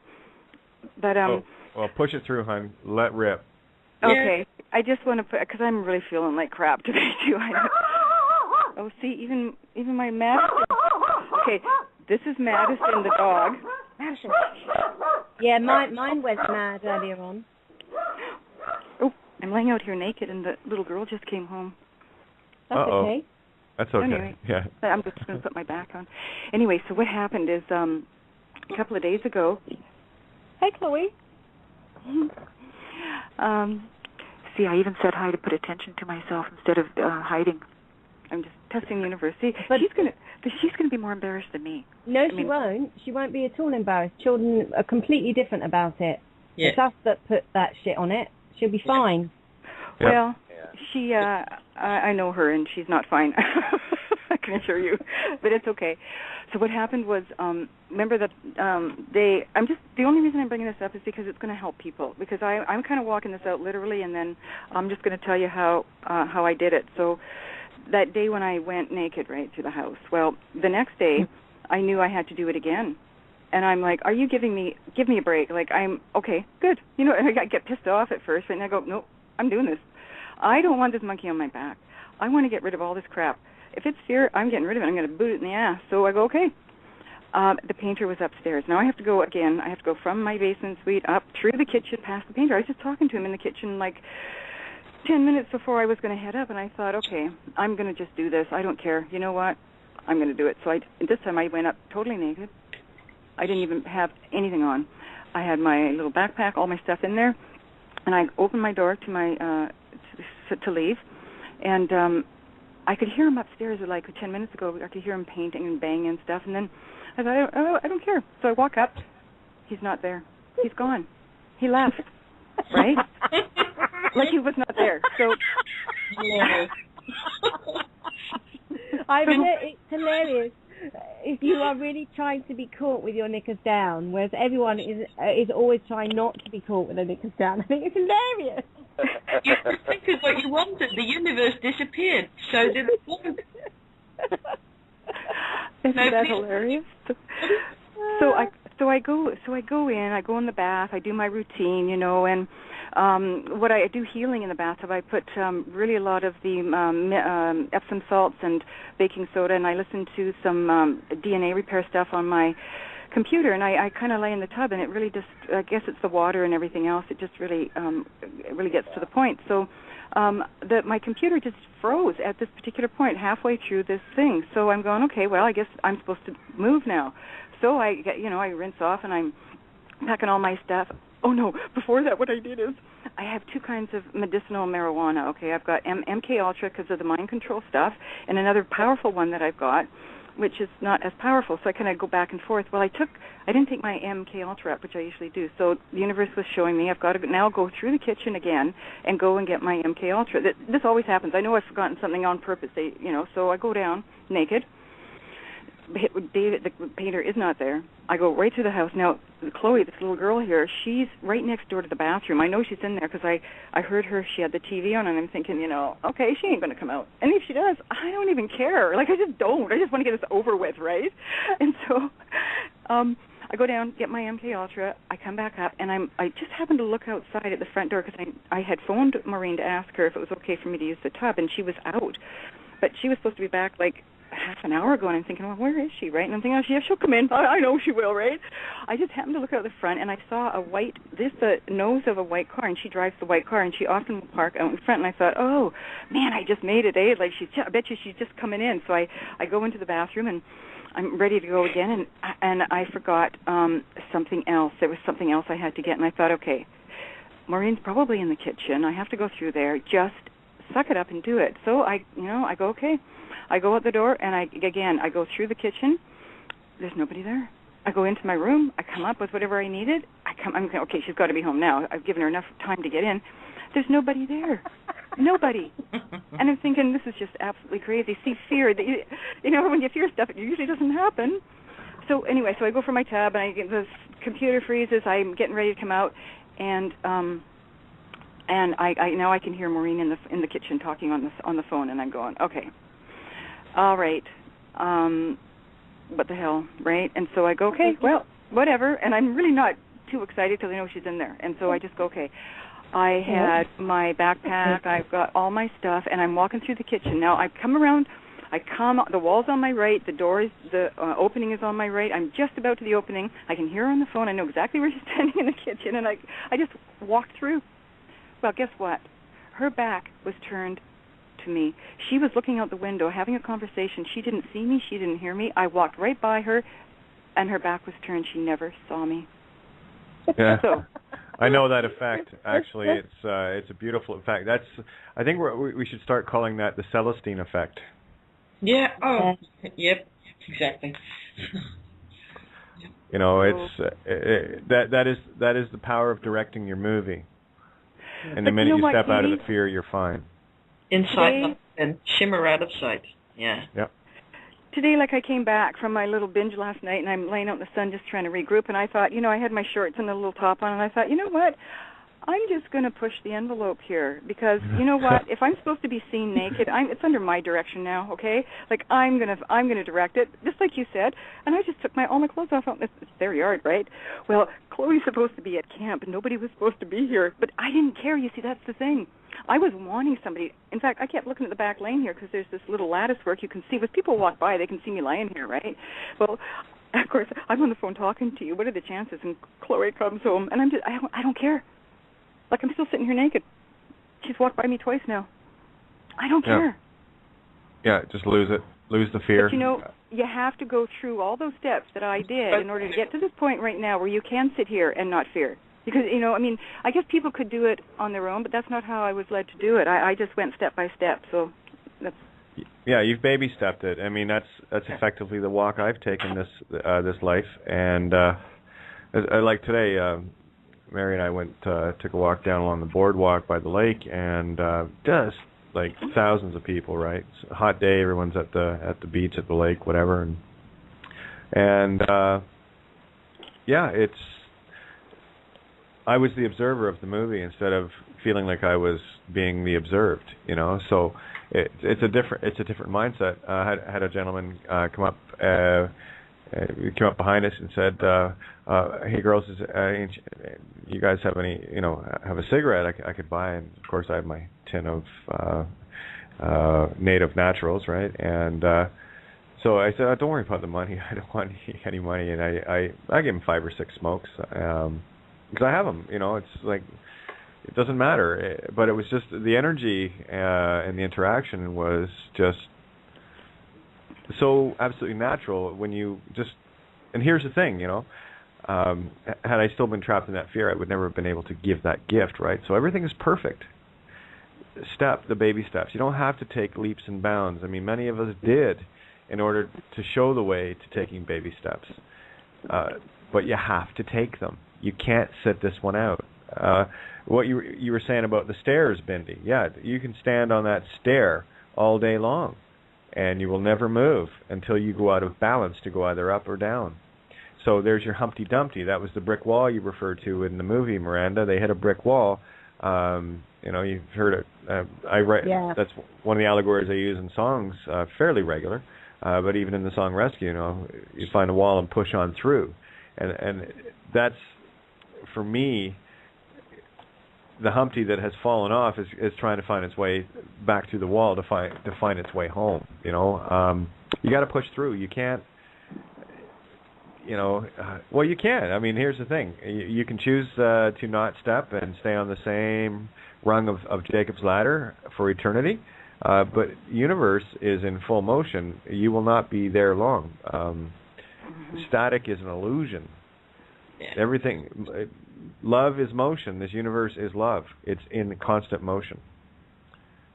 So you'll either move yourself or the universe will move you for you. Yeah. I'm just a bit shell-shocked, but hey, it lives. They do. They get over it. Go ahead, Patty. No, I was just going to say, I know, Katie, that you're similar to the way that I do things, and in terms of what we're asked to do, and like yourself, I kind of take the bull by the horns, as it were, and just bite the bullet and suck it up and do it. And it's not baby steps for me. This is the first time I've really taken baby steps. Plane just flying over here, and so I know that you do as well. That you were one, and we see that all the time. Where you're the one that always goes for it, in a big way. I push the envelope, and it scares the shit out of me, but I push it anyway because I know I have to. If I don't push it, some universe will push it for me, and I'm going to do it on my terms. Excuse me. Well, the plane just tells you what you're doing. You're soaring. Yeah. You've reached a new plane, a new plateau. Oh my God, that's right. Plane. Oh, show and tell, baby. Show and tell. Sight and sound. That's why. And you've really taken off. Oh my God, that's true. And all aboard. Pink is the color that the universe uses for affirmations for me. And as soon as you said that, I just looked down on the floor, and I've got my 2 pink sandals and my pink shorts that I took off to be naked. Now, give me a break, right? That was sort of like a total affirmation. But I'm going to hang up, and I'm going to listen. And if I'm going to go recharge my phone. If I need to come in, I'll call you. Okay, guys? I'm just... great to have you, hon. Sure. Great to hear from you, Patty. Yeah, loads of love, Pat. You too. Awesome. Okay. Bye-bye, Striker. Yeah. More like Striker. Yeah, that too. And just let people know, I'm going to roll off at 9 p.m. here. That'll be 2 a.m. Greenwich Mean Time, because we didn't get a chance to get out last night. Just ended up trying out a whole bunch of new things. It was beautiful. It was awesome. It was a girls' night in, so tonight we're going to have a girls' night out. So it's lots of neat stuff. So I'm going to roll off at right at the top of the hour. Just let people know. Fair? Yeah, absolutely fair. Yeah. So, wow. Based on the conversation we had this morning, Miranda, I had a funny feeling that we'd get right into a nice little allegorical alley fest tonight, and that's exactly what we have to do. We have to stop looking at things so literally, because you're caught in the action of the movie. You're not paying any attention to the set that's being created and the scenes that you're creating around you. Don't get lost in the dramas, and see them for what they are. They're dramas, and there's an allegory in it. If you're looking at it literally, well then go hang out with the Walmart and Tesco people. They like having things literal. It's like when I was walking today, just sitting, observing, and it was countless people, aspects of me looking at that were in absolute slumber. You saw the little division parties of one family group here, one family group there. Yeah, they were collectively all over the place, but you still had your lines of demarcation, your borders that we place around ourselves based on the divide and conquer of the family unit, which is the most divisive unit on this planet. It has taken us away from the rest of humanity by thinking that somehow your children are more important than mine or someone else's. And that's the illusion. The fact is, we're all one, and every point of consciousness in human form. I like to refer to them as the neurons of Gaia. Every one of our neurons matters. And when we, follow the literal game that they like to have us playing, we end up losing a lot of those neurons, only have to recharge them again, So just be mindful of that. Don't get lost in the dramas. Start looking at them for what they are. And I'm talking, family dramas, friends, work situations. These are all part of the game. They're part of your movie. But don't get caught in the movie. Be the director and start redirecting your scenes the way you want them to go. If you want the rerun of the same argument with the same person, then keep doing it. If you want the same drama, ad nauseum at work, then keep doing the same things because you're missing the message that you're trying to show yourself. Start observing what's really going on and start looking for the things that resonate with you. And they're everywhere. They are literally everywhere. You just have to shut up, listen and look, and be amazed. Once you start seeing this, and I know there are a few people that are, it is beyond magical, and it really starts to take the mystery out of how this game works and why we get so uptight. The only logical thing for me, and here's the question I asked myself, well, if I was God, and I am, what would I do to have a game? That takes it. And this is what I would do. I would create something, because I'm all-knowing. I would create something to dumb me down, part of me and parts of me, in order to interact at different levels, Therefore, I can feel bliss, I can feel frustration, I can feel anger, love, excitement, and all the rest of it. And what's happened here is, we got caught. Well, I can't even say we got caught in our own game, because this is the game, right? It's that feeling of being caught in the game. We're not. We're infinite. Right? There's no boundaries. There's no limitations. So play. If you were God, what would you do? And start looking at it that way, and you'll start seeing the world a whole lot differently, the whole universe. The only thing existing in your universe right now is where you're at, what you're looking at. Everything else is completely non-existent. So why does that movie scene matter to you? And that's what the game is all about. Can we throw things into the media to get everyone looking at, a scene in the movie that may or may not exist? And will they buy it? How many storms have we created against ourselves by them flashing up a picture of a hurricane in the Atlantic that you can't see? It's coming from one of their satellites, if it indeed exists, and because they put a picture of it, and yeah, you can do that easily. I mean, do you think we have the technology? Just a lot. To get people looking at it. And Hurricane Sandy for me was that was a pre-plan. They had it listed in 1999, and that for me is a prime example of what I just said, because there was a few of us that said, no, I'm not buying it. So all I see is calm. I got this beautiful visual of an island, palm trees, and all the rest of it, calm water, sitting out on the beach. In place of this whole Sandy thing, and there was a few of us were doing the same thing, and that storm didn't have a tenth of the impact they thought it would have. That's all it takes is, for a few of us to disagree with the illusions, and the illusions fall away, and this is what's happening now. Is the numbers, you guys, me, and all of us that are part of this, we're gathering these numbers that is absolutely and literally changing this game. You're powerful. I just need you to know that.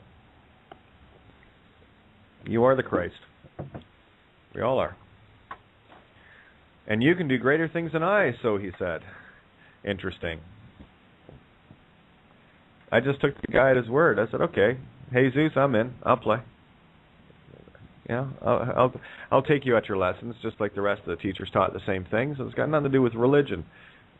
That's the thing too that love to do is to get you to love something, to find out it's absolute bullshit, so you hate it, so you run away from one of the most important books in your culture. Let's say you're Muslim, you run from the Quran, or Christian, you run from the Bible, etc., etc.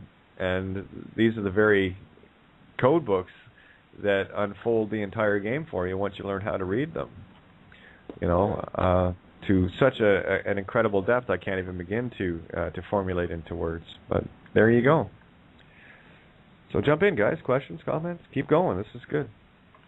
Well, I think we should call it All the Gory Details. I love it. All the gory details. I love it.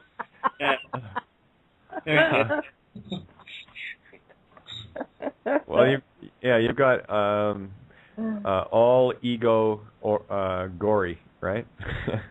Well, what about Al Gore? He gets the Oscar for the most gory detail. Exactly. He's an arse. Jesus. Well, hang on. Look, okay, stop. You went literal. Look at his name. Al Gore. Yes. Put him in the mirror and he's telling the truth. Exactly. His name is the clue. Look at now we're seeing the magic. That's a character in the movie called Al Gore. Mm-hmm. Al Gore, right? Okay, so what does anybody know his middle initial? Let's see if I can find. Somebody look it up, please. Yeah.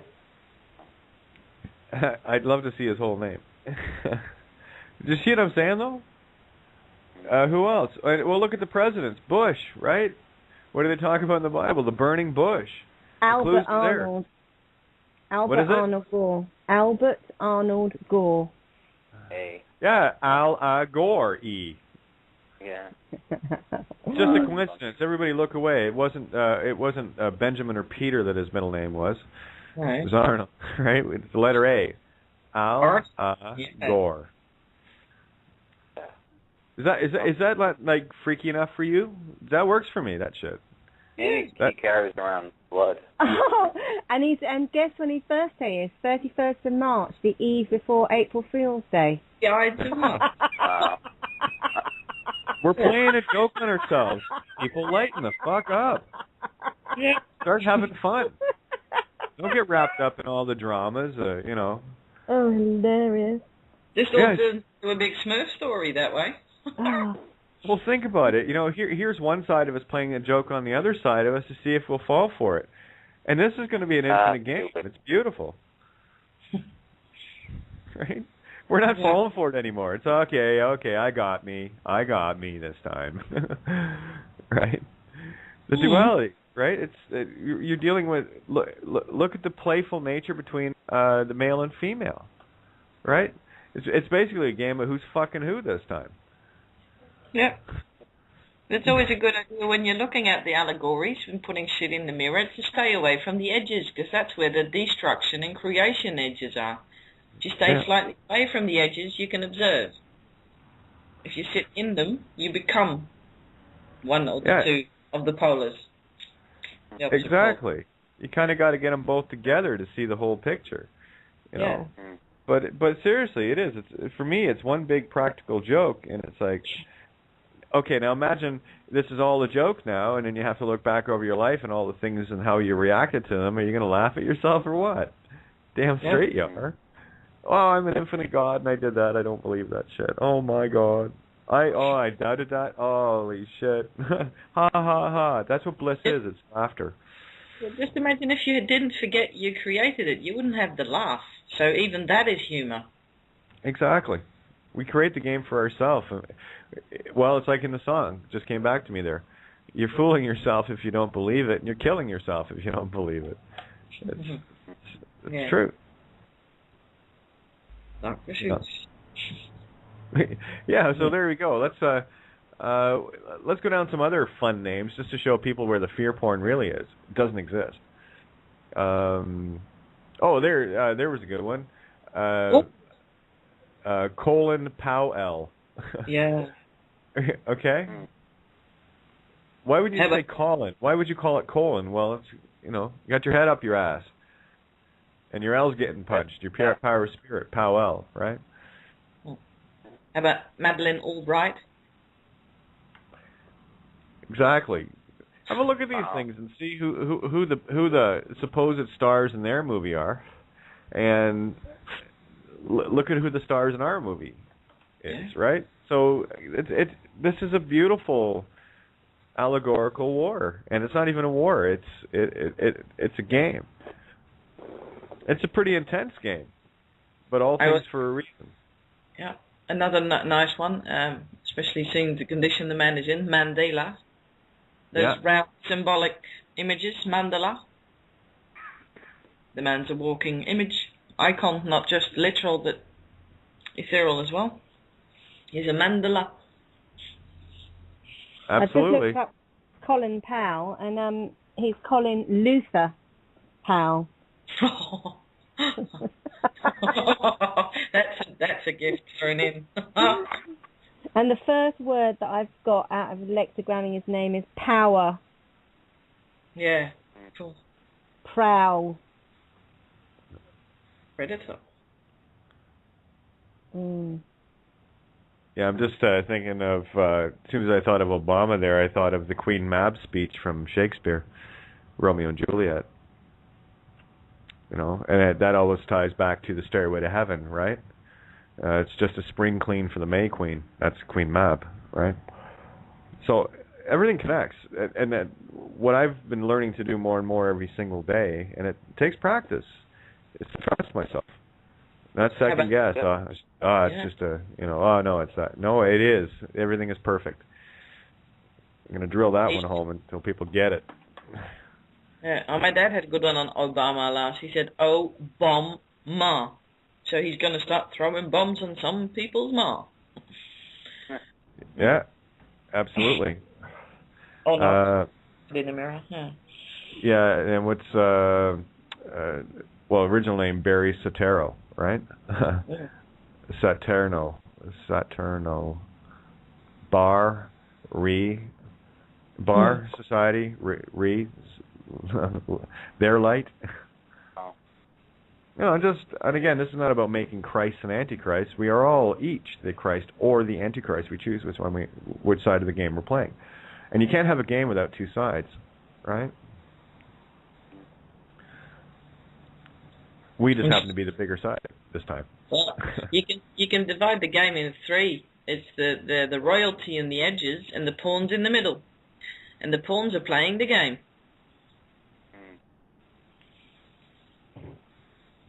Three sides. Absolutely. Trinity, because you got the game plan and you got the observer, right? Got the referee. The referee. That was one I looked at the other day. I have to go back and revisit it. Because there was somebody had told me that there was a referee just killed in Brazil or something. Oh, yeah. Right. Go ahead. I want to hear the giggle, what that's all about. Oh, dear. I'm just doing these guys. I'm just doing Barack, right? So, just lexigram. Bombs suck, Boney.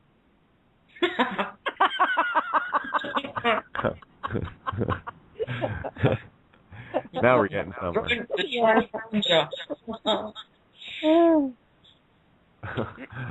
Oh, man. It's one of those nights, is it? Just kind of. Are we still seeing about yesterday? Oh, yeah. He's got scarab in there. He's got Arab in there. He's got bombs. Yeah. And he's so bony anyway, isn't he? He looks anorexic. Yeah. He look. If you give him a wig, he'd be a perfect drag queen. Yeah. Keep seeing drag on him. Yeah, it's too bad there's no P in his name. Look for the word Pharaoh in there. What are the names of the twins in Gravity Falls? Mabel and Dipper. Oh, okay. Who's Mabon? Mabon. Who's that? Who? Mabon. Mabon. Ambon and Mabon. Hang on, Ambon's in there. Let me look up that. Where does that word come from? Mabon. Jump to navigation search may refer to Wicca, the autumnal equinox in some versions of the wheel. She was a witch, wasn't she? I'm sure Mabon's something Celtic, yeah. Sabbath, Mabon. Yeah, it rings a bell. I'm looking. Sappho. Yeah, Mabon is something. Yeah, and he's got Sam Hain in there, of course. There you go. I just got tagged by Michael, and he just put his name out perfectly. My call. It is your call, my call. Special shout out to Miranda. Oh, man. Yeah. Maybon's one of the minor Sabbaths within a paganistic ritual. I don't know. Where the day and the night are equal, as in equinox. Yeah. Yeah. And we have another caller going to bring in. We got about a little over 20 minutes, so we got area code 281 jumping in here. So get into the fray, kids. Let's play. See what we got. Area code 281. Hello? Hello. Hey, how's it going, Kate? Good, how are you? Good. I got an interesting word. Okay. Tetragrammaton. Tetragrammaton, absolutely. Yeah, that's a good one. That works for me. or the four gods, the Egyptian gods, Isis, Ra, Amun, and Atum. Oh yeah, once we start looking at the words phonically and slicing and dicing and taking all the rules, what we're doing is when we say there's no more rules in the spelling, you're no longer spellbound.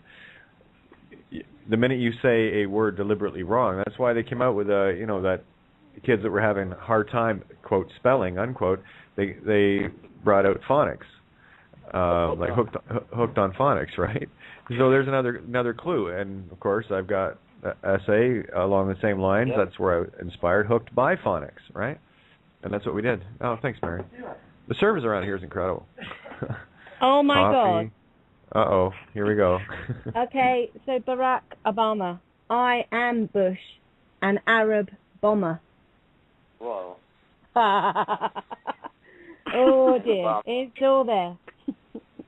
You can't deny what you're doing. Isn't Obama or Bush, one of them, far related to Lawrence of Arabia? Oh, they're all related, aren't they? They're all related. They're all one big rib, yeah. Sure. Yeah, one big happy crime family. It's awesome. But we're changing the game, so well, look at it. Crime, sin de gate. Sin Dios gate. Ooh. Yeah. Last year I was at Walker Point up in Maine with David McCullough, who's a kind of a esteemed American historian. He's written a book called John Adams that was made into the HBO miniseries. And we took a trip over to Walker's Point and met Daddy Bush and Barbara Bush. And, yeah, that was quite the experience. No doubt. Yeah. Yeah. He had to go fishing with us, but, yeah. So anyway. Yeah, and even the name Bar Ra. Look up what Bar is. My goodness. Uh-huh. Wow. Yeah, she's supposed to be the daughter of Aleister Crowley, and yeah, that wouldn't surprise me. Because her mother supposedly did a ritual in France and came back pregnant with Barbara. She looks like him, you know. Yeah. Yeah, the game and plot thickens. Isn't it fun? Yum. You can't write this stuff. This is too good. Oh yeah, you can't make. Well, we did. That's the funny part. We did make this shit up. Boy, are we entertaining ourselves or what? Hey. When you start looking at it from that perspective, it makes a whole lot more sense. You lose all the emotions and you go, oh, okay. It's a movie. All right, so how do we, okay, now I got to get back in the director's seat and how do we push this around? And really, it's a baby step on the way back. So it's not You see, all the things lead back to you. You're the puppet master. Exactly. Yeah. Or you're the Pinocchio. Choose. Yeah. Yeah, you have Empire of the Colony, District of Columbia. Yeah, DC current. Of course, we need to be AC current. There's the word actor, AC torus, right? So you've got to be the alternating back and forth current. Instead of what they're trying to do is turn us, control us with direct current. And direct current, as you know, is a very, very powerful. Once you fire the motor up, it doesn't want to stop. So what we need to do is bust that up. And the claim of the direct current was pulling one side of the AC, right, the divine feminine. Wow. Arlington Cemetery. It's What's right that? across from D.C. Oh, the Arlington Cemetery. Yeah. It's right from D.C. across from D.C. So. Yep. Oh yeah, they love powering their batteries up with the dead. Wow, that's amazing. Oh my God. Wow. Well, that's why it's 10 square miles, right? That's the Io goddess they're trying to control. And of course, the Washington Monument, the phallus inside the ovum. Yes. Right? Yeah. Yep. But, Olympus has fallen. Already saw the allegory portrayed in the movie Olympus has fallen when the C-130, or the love of the 13th warrior, divine right hemisphere, severed the top of the penis called the Washington Monument. And of course, when it went into the ground, it flipped upside down, hitting left wing first. Cool. Yeah, it's interesting that number 13. Well, that's the letter B. Look at World War Z. Okay, or World War Z. The letter B, capital B is 13 that has been joined. That's it's all symbolism, right? And what company created World War Z? It was called Plan B. Whoa. Yeah. Or the 13th constellation, Ophiuchus. Ophiuchus, yes. That's what colonies. Yeah. Well, I mean, Hercules had 12 labors, making him the 13, right? Yeah. Oh. Oh, go ahead. Miranda? I'm just looking up Barack, and then I looked up his birthday because he's born on August 4th, and I'm just checking out, August 4th. That's a really interesting date of stuff that's happened. Wow. Where we got Holocaust. It's when a whole load of American civil rights movement activists were killed, found dead. Vietnam War. What else we got here? Holocaust. A tip from a Dutch informer leads to the Gestapo. An Amsterdam warehouse. Greenwich Foot Tunnel under the River Thames is opened. There we go. Underwater tunnels again. And the Central Railway Station in Sydney opens. The Battle of Kos, fought between Turks and the Greeks. Interesting. The word Barak alone means the shacks they put the Holocaust victims in before they sent them to the gas chambers. The word Barak literally means that. Oh, okay, because I just looked up Barak and I didn't know he's a biblical chap as well. I didn't know that. Yep. Yeah. He's the son of from Kadesh, and he was a military general in the Book of Judges. Wow. I didn't know that. Yeah. Wow, but that link. Wow. Yeah. Now we're starting to see how important your birthday is. Go ahead. If you look at the Tetragrammaton, the 4 letters, we'll see the Yod would be the finger of God, and then the next one would be Pi, which would be the hands, and then the next one would be a paintbrush, which would be like the heart and the spine. Yeah. And then the last one would be Pi, which would be the legs, which would be in the image of man and its likeness, the Tetragrammaton. Very good. And those 2 pies also make the Vesica Pisces. Those pies resemble 360 degrees. Yep. And you need those 2 360 degrees to make a horoscope. Yeah, and of course then you have 72 with the 36 doubled, which is 9 consciousness again. And I'm going to add one more layer of doubling. One of the rules in accounting is the rule of 72. You take whatever the interest rate is, divide it into 72, and it will tell you how many years exactly it will take for that to double itself. Oh, wow. I've got a loop to the 13th Warrior. What's the first thing in the movie that Ben did when he was allowed to carry a weapon? Yep. Hey, in The Hobbit, you have 13 dwarves. He turned it into a saber. You always fight with 2 sabers. Cross them, you've got the Vesica Pisces. And of course, you've got the word saber in Barack Obama's name. Oh, well, there you go then. Yeah, and where I'm at right now, Mary, is a Pisces. Just tying it all together, right? Everything ties together.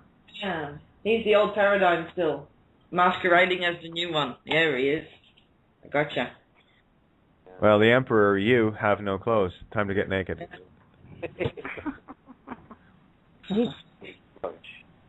Yeah, the allegories, eh? We've got about just under 12 minutes here. I'm going to do the shout out now, as like I said, I will be rolling off. No recording tonight. Sorry, love you guys. We'll do that tomorrow night. Yeah, just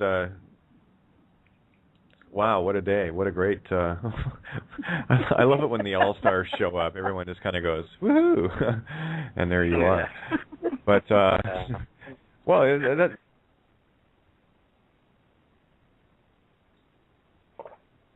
Did we lose you, Kate?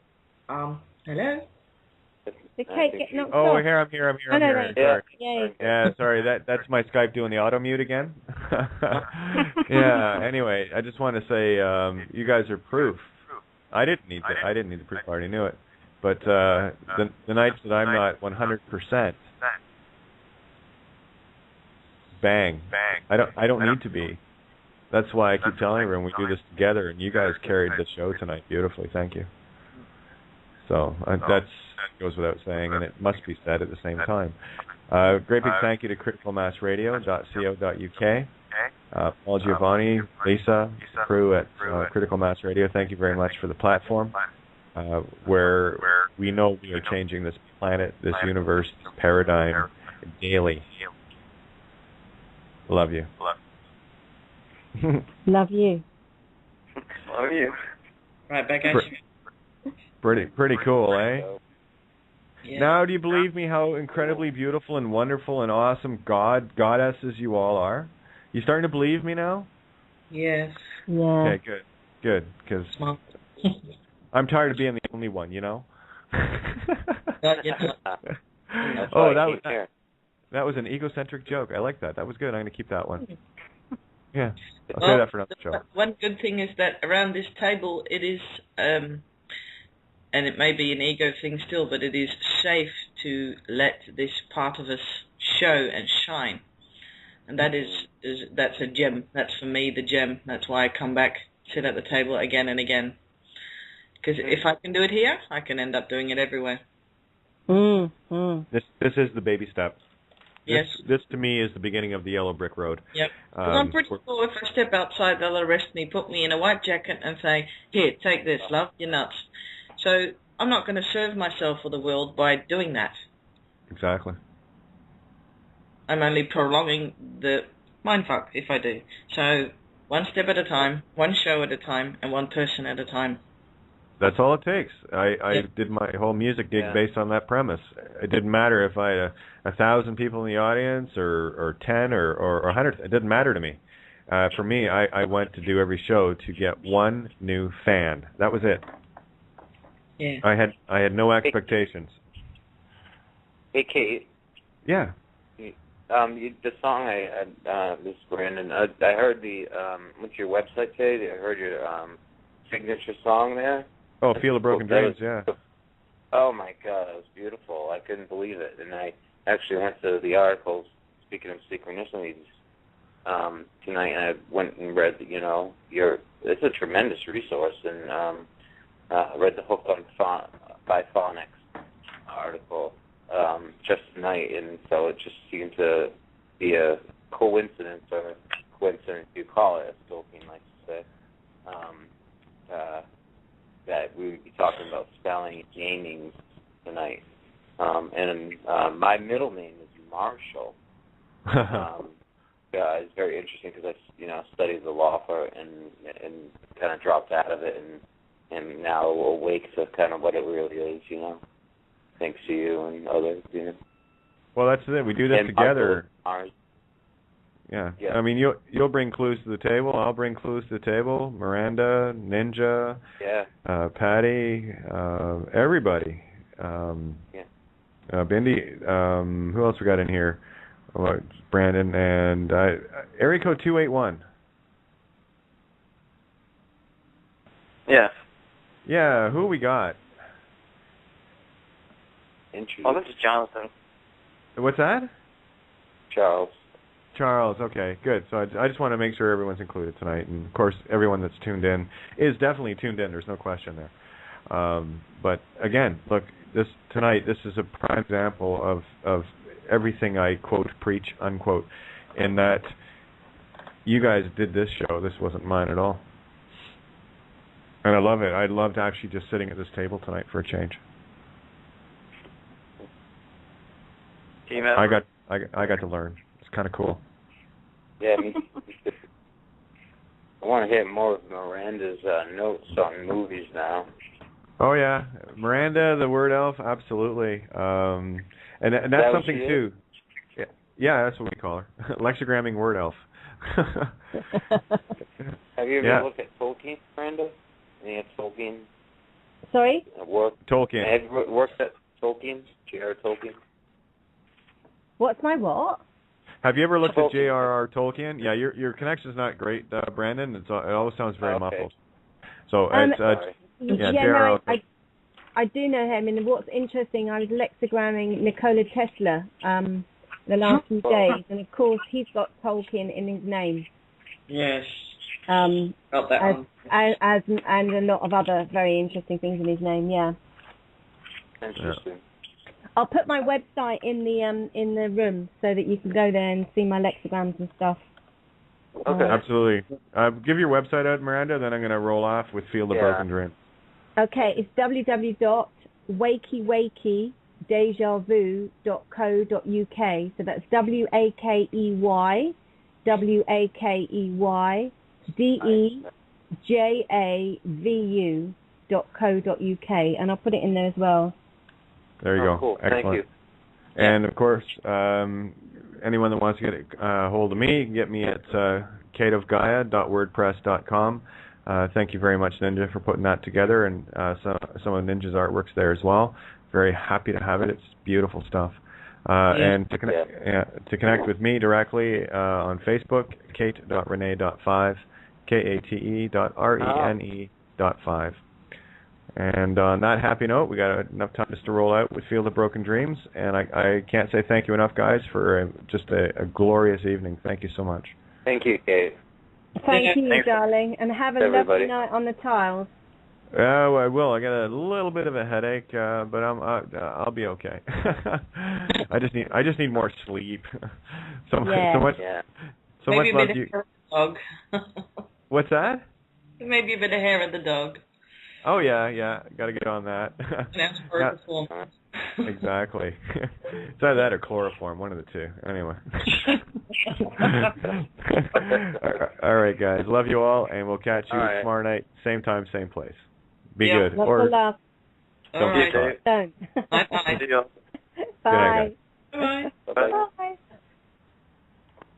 You're listening to Critical Mass Radio. Now it's our turn.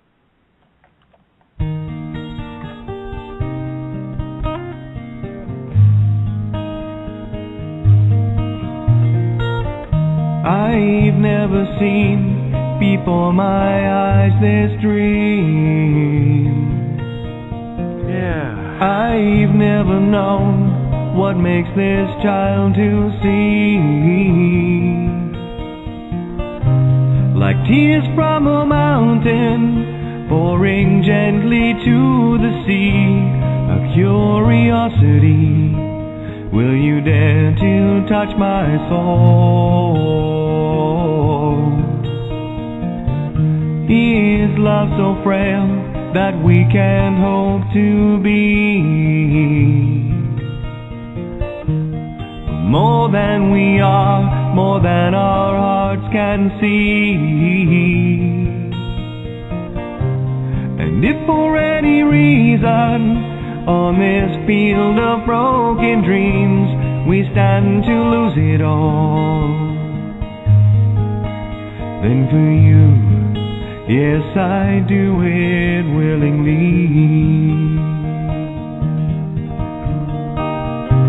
If this is our moment, captured in time, always to sustain, for lost in your eyes I find are the only means to remain. Searching relentlessly, just like a cloud, she chases her rain. We'll stand here firm, 'cause We are an island protected by love on this field of broken dreams.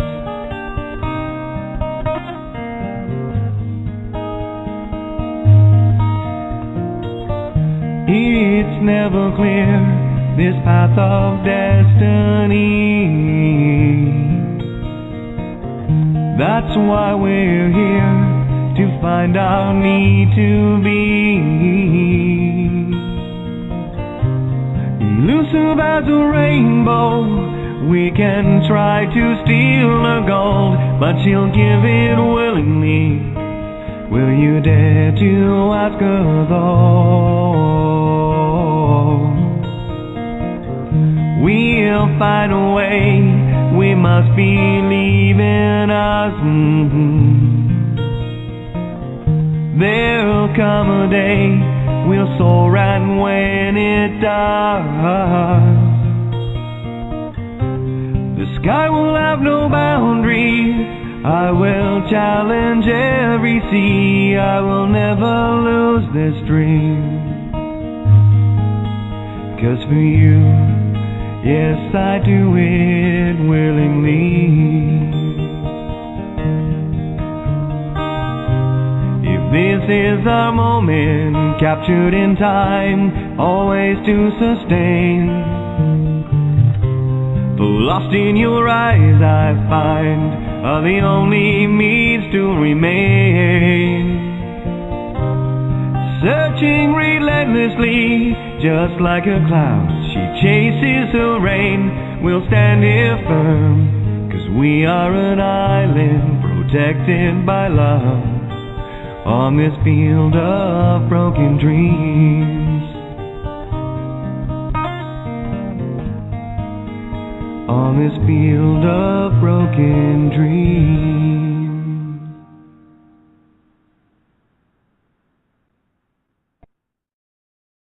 Video provided by verdictproductions.com.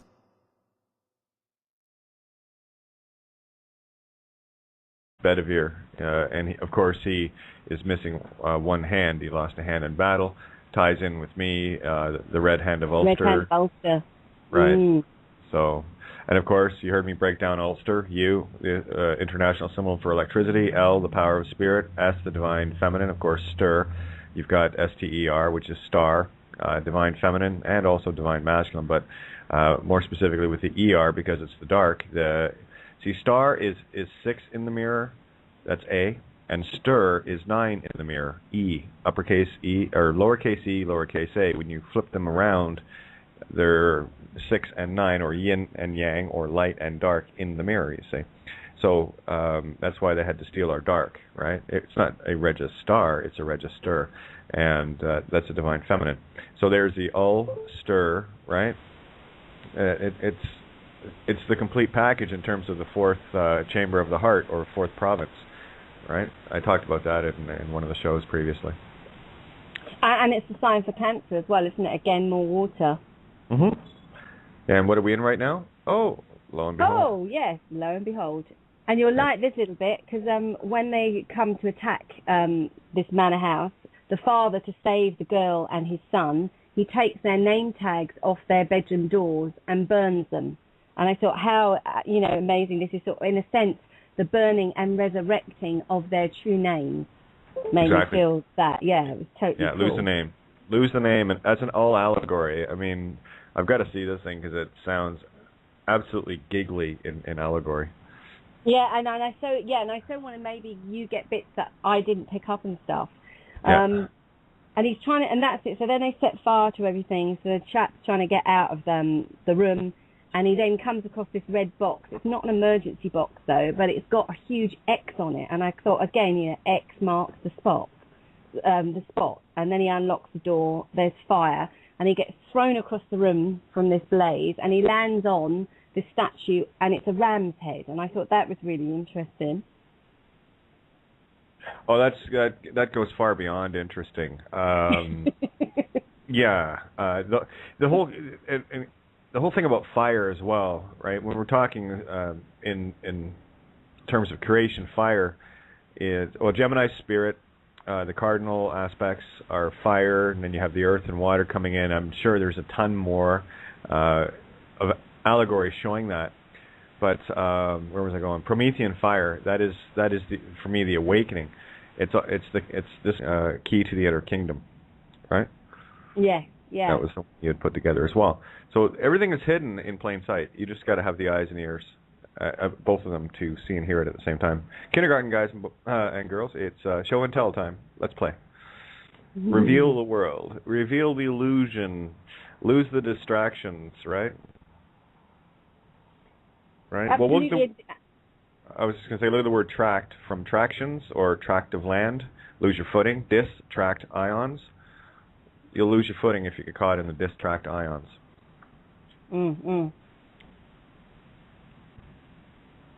Sorry about that. That's okay. I looked up the word loculus, which meaning is either coffin, manger, or purse, or a little place, which I thought was quite interesting.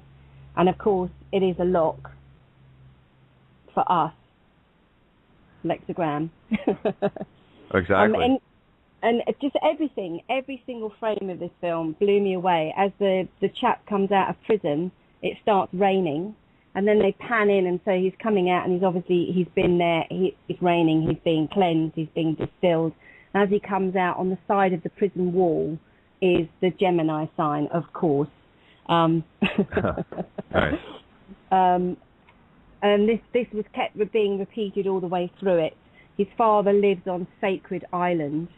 And I don't know, when you drive into towns, quite often on the, those visitors' signs on the side of the road, you have an M with a roof on the top of it. And I always take that's a symbol of masonry, but I don't know that it is. I don't know whether it's actually supposed to mean museum, but I definitely think there's an undercurrent thing going on there. And then we had the whole situation, because it's this father and son, and there's this friction going on between them. So his father brings all in these people to try and find this loculus. And on the boat that comes into this island is this woman who is the feminine actor in this role. And as she comes into the shore, she steps over on the rocks and she picks up water with her hand. And I thought that was very significant. Here comes in Venus, the feminine. Mm-hmm. And of course, what is her name? Her name is Mira, M-I-R-A. So she is the mirror. There's the phonics. There's the phonics. Yeah, I just loved it. And then of course.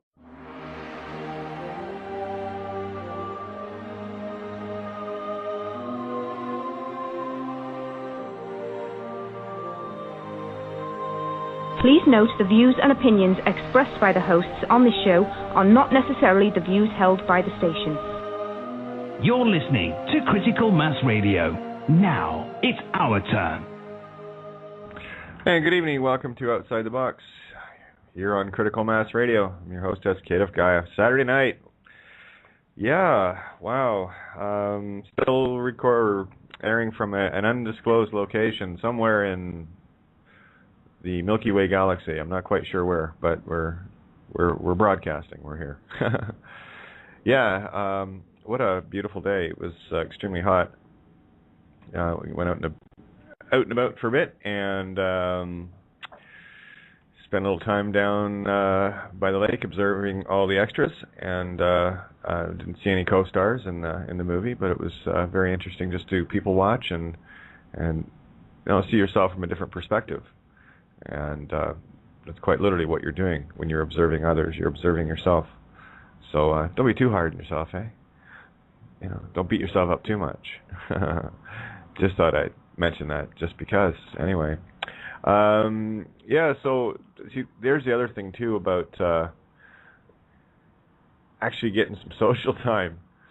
Doesn't allow for a whole lot of introspect for doing shows. Right, so you can tell when I'm absolutely focused, and the difference when I'm actually out and about, and it's quite something. I think what I will like to discuss a bit tonight, and I know we've got Miranda, I was talking to Miranda earlier today. I know she's on fire.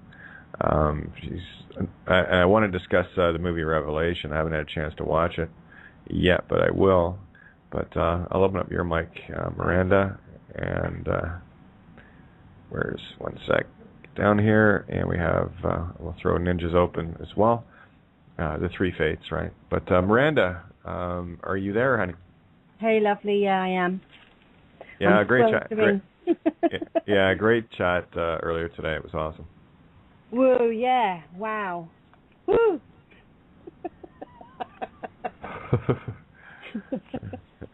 I know, eh? And to top it off, I do look like that icon, don't I? Yeah, just a bit. Inside joke. Oh. Yeah. Yeah, it's been a very, very strange day, all told. And I've just finished it off by watching The Lone Ranger, which I've been giggling my head off to. That was hilariously funny and sweet and good. I enjoyed that. But Revelations, yeah, wow, what a film. I watched it several years ago, and it just came to me today. I should really watch that again, because I remember there was some sacred geometry in it, and there was a lot to do with masculine, feminine.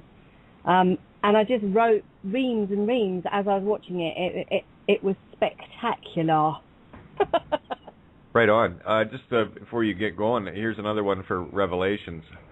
Like, you know how I hear words, right? And look at them, and it's like my eyes have scalpels now. I just look at words and go, sip, sip, sip, sip. There it is. Okay. So, Re-V-La-Shuns. Okay?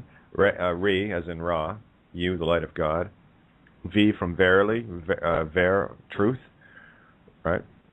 Law, well, we know what that note's all about. It's kind of a shitty frequency on the planet. The Law Society, they own that note. And, of course, Shuns. So it's about letting go of the illusion. Revelations. Keep going. Well, where do we begin? It's very Masonic. It's about this chap who's obviously a relative of the Templars. His son is just released from jail, who is a decoder. And he went to jail because he did some dodgy dealings with the bank for his father. And they're all looking for this box, which is the loculus, which has something to do with Jesus Christ, but in the beginning you're not really sure what it's to do with. But throughout time, the Templars have been trying to get hold of this box, yeah. Oh, my God. So box led me into the whole thing with Pandora. And then I started looking up the meaning of Pan, and, of course, the god Dora, and Dorothy and Oz. Just mega. I can't even keep hold of it even. It gets very overwhelming. Yeah, it's so overwhelming, and I don't even know if I can really explain it. Oh, welcome to my world. Yeah, that's every night, you know. Again, guys, the key is in the phonics. You know, it's like standing in your naked truth. You had taken out of that P. P is the inner king. It was Genesis, and then they were all talking about Genesis in the film, and palingenesis, which is regeneration, or the Ouroboros, which takes us back to the serpent eating its own tail, and the we. Imagine that. Imagine that. And then there's another section, and it just kept going on about urine. Urine just kept cropping up in this film. They show a piece where there's a news flash, and they're talking about this underground group called the initial P2. And then straight away I thought, well, there you go. It is P, and 2, again, there's the sign for Gemini, the twins, the 2, the 11, the alchemy, yet again, of the marriage of the masculine and the feminine. And again, they're all searching for this box, Pan's door. The Pan is the god for wild shepherd. And I thought, and here we are at the moment with all the sheep shepherding him in. And also Pandora is a moon of Saturn, which I never knew that. It's amazing the trails Yeah, I just let people know that trails you can go on just with one clue. It'll blow your mind. Follow your nose. Follow your heart. And then, again, I looked up Pandora again, and it said Pandora was made from water and earth. Of course she was. Where else did we get? So we got mirror, and the reflection. And then you see her having a shower, and again, this cleansing, this water. And mirror also means, I looked up the name, the meaning is peace. And it's also a red star in the constellation of Cetus, which takes 331 days, of course. That's, it's a coincidence, guys, so don't think that everything is, magical or anything here at all. And then I thought it was quite strange, because yesterday I told you about nearly piercing the other side of my chest, not my heart side, the other side, with bamboo. And then what happens, Magnus, the father in it, is speared to death in exactly that place. And I thought, oh, hello. And all the way through this film, in different sections of different eras of time, they were always killing people by spearing them in that exact place. And I thought, well, this is really fascinating. I wonder if I was once there. It's an old wound I'm remembering. Yeah, of course, when you say spear, the first character in the Arthurian deck that comes to mind with me is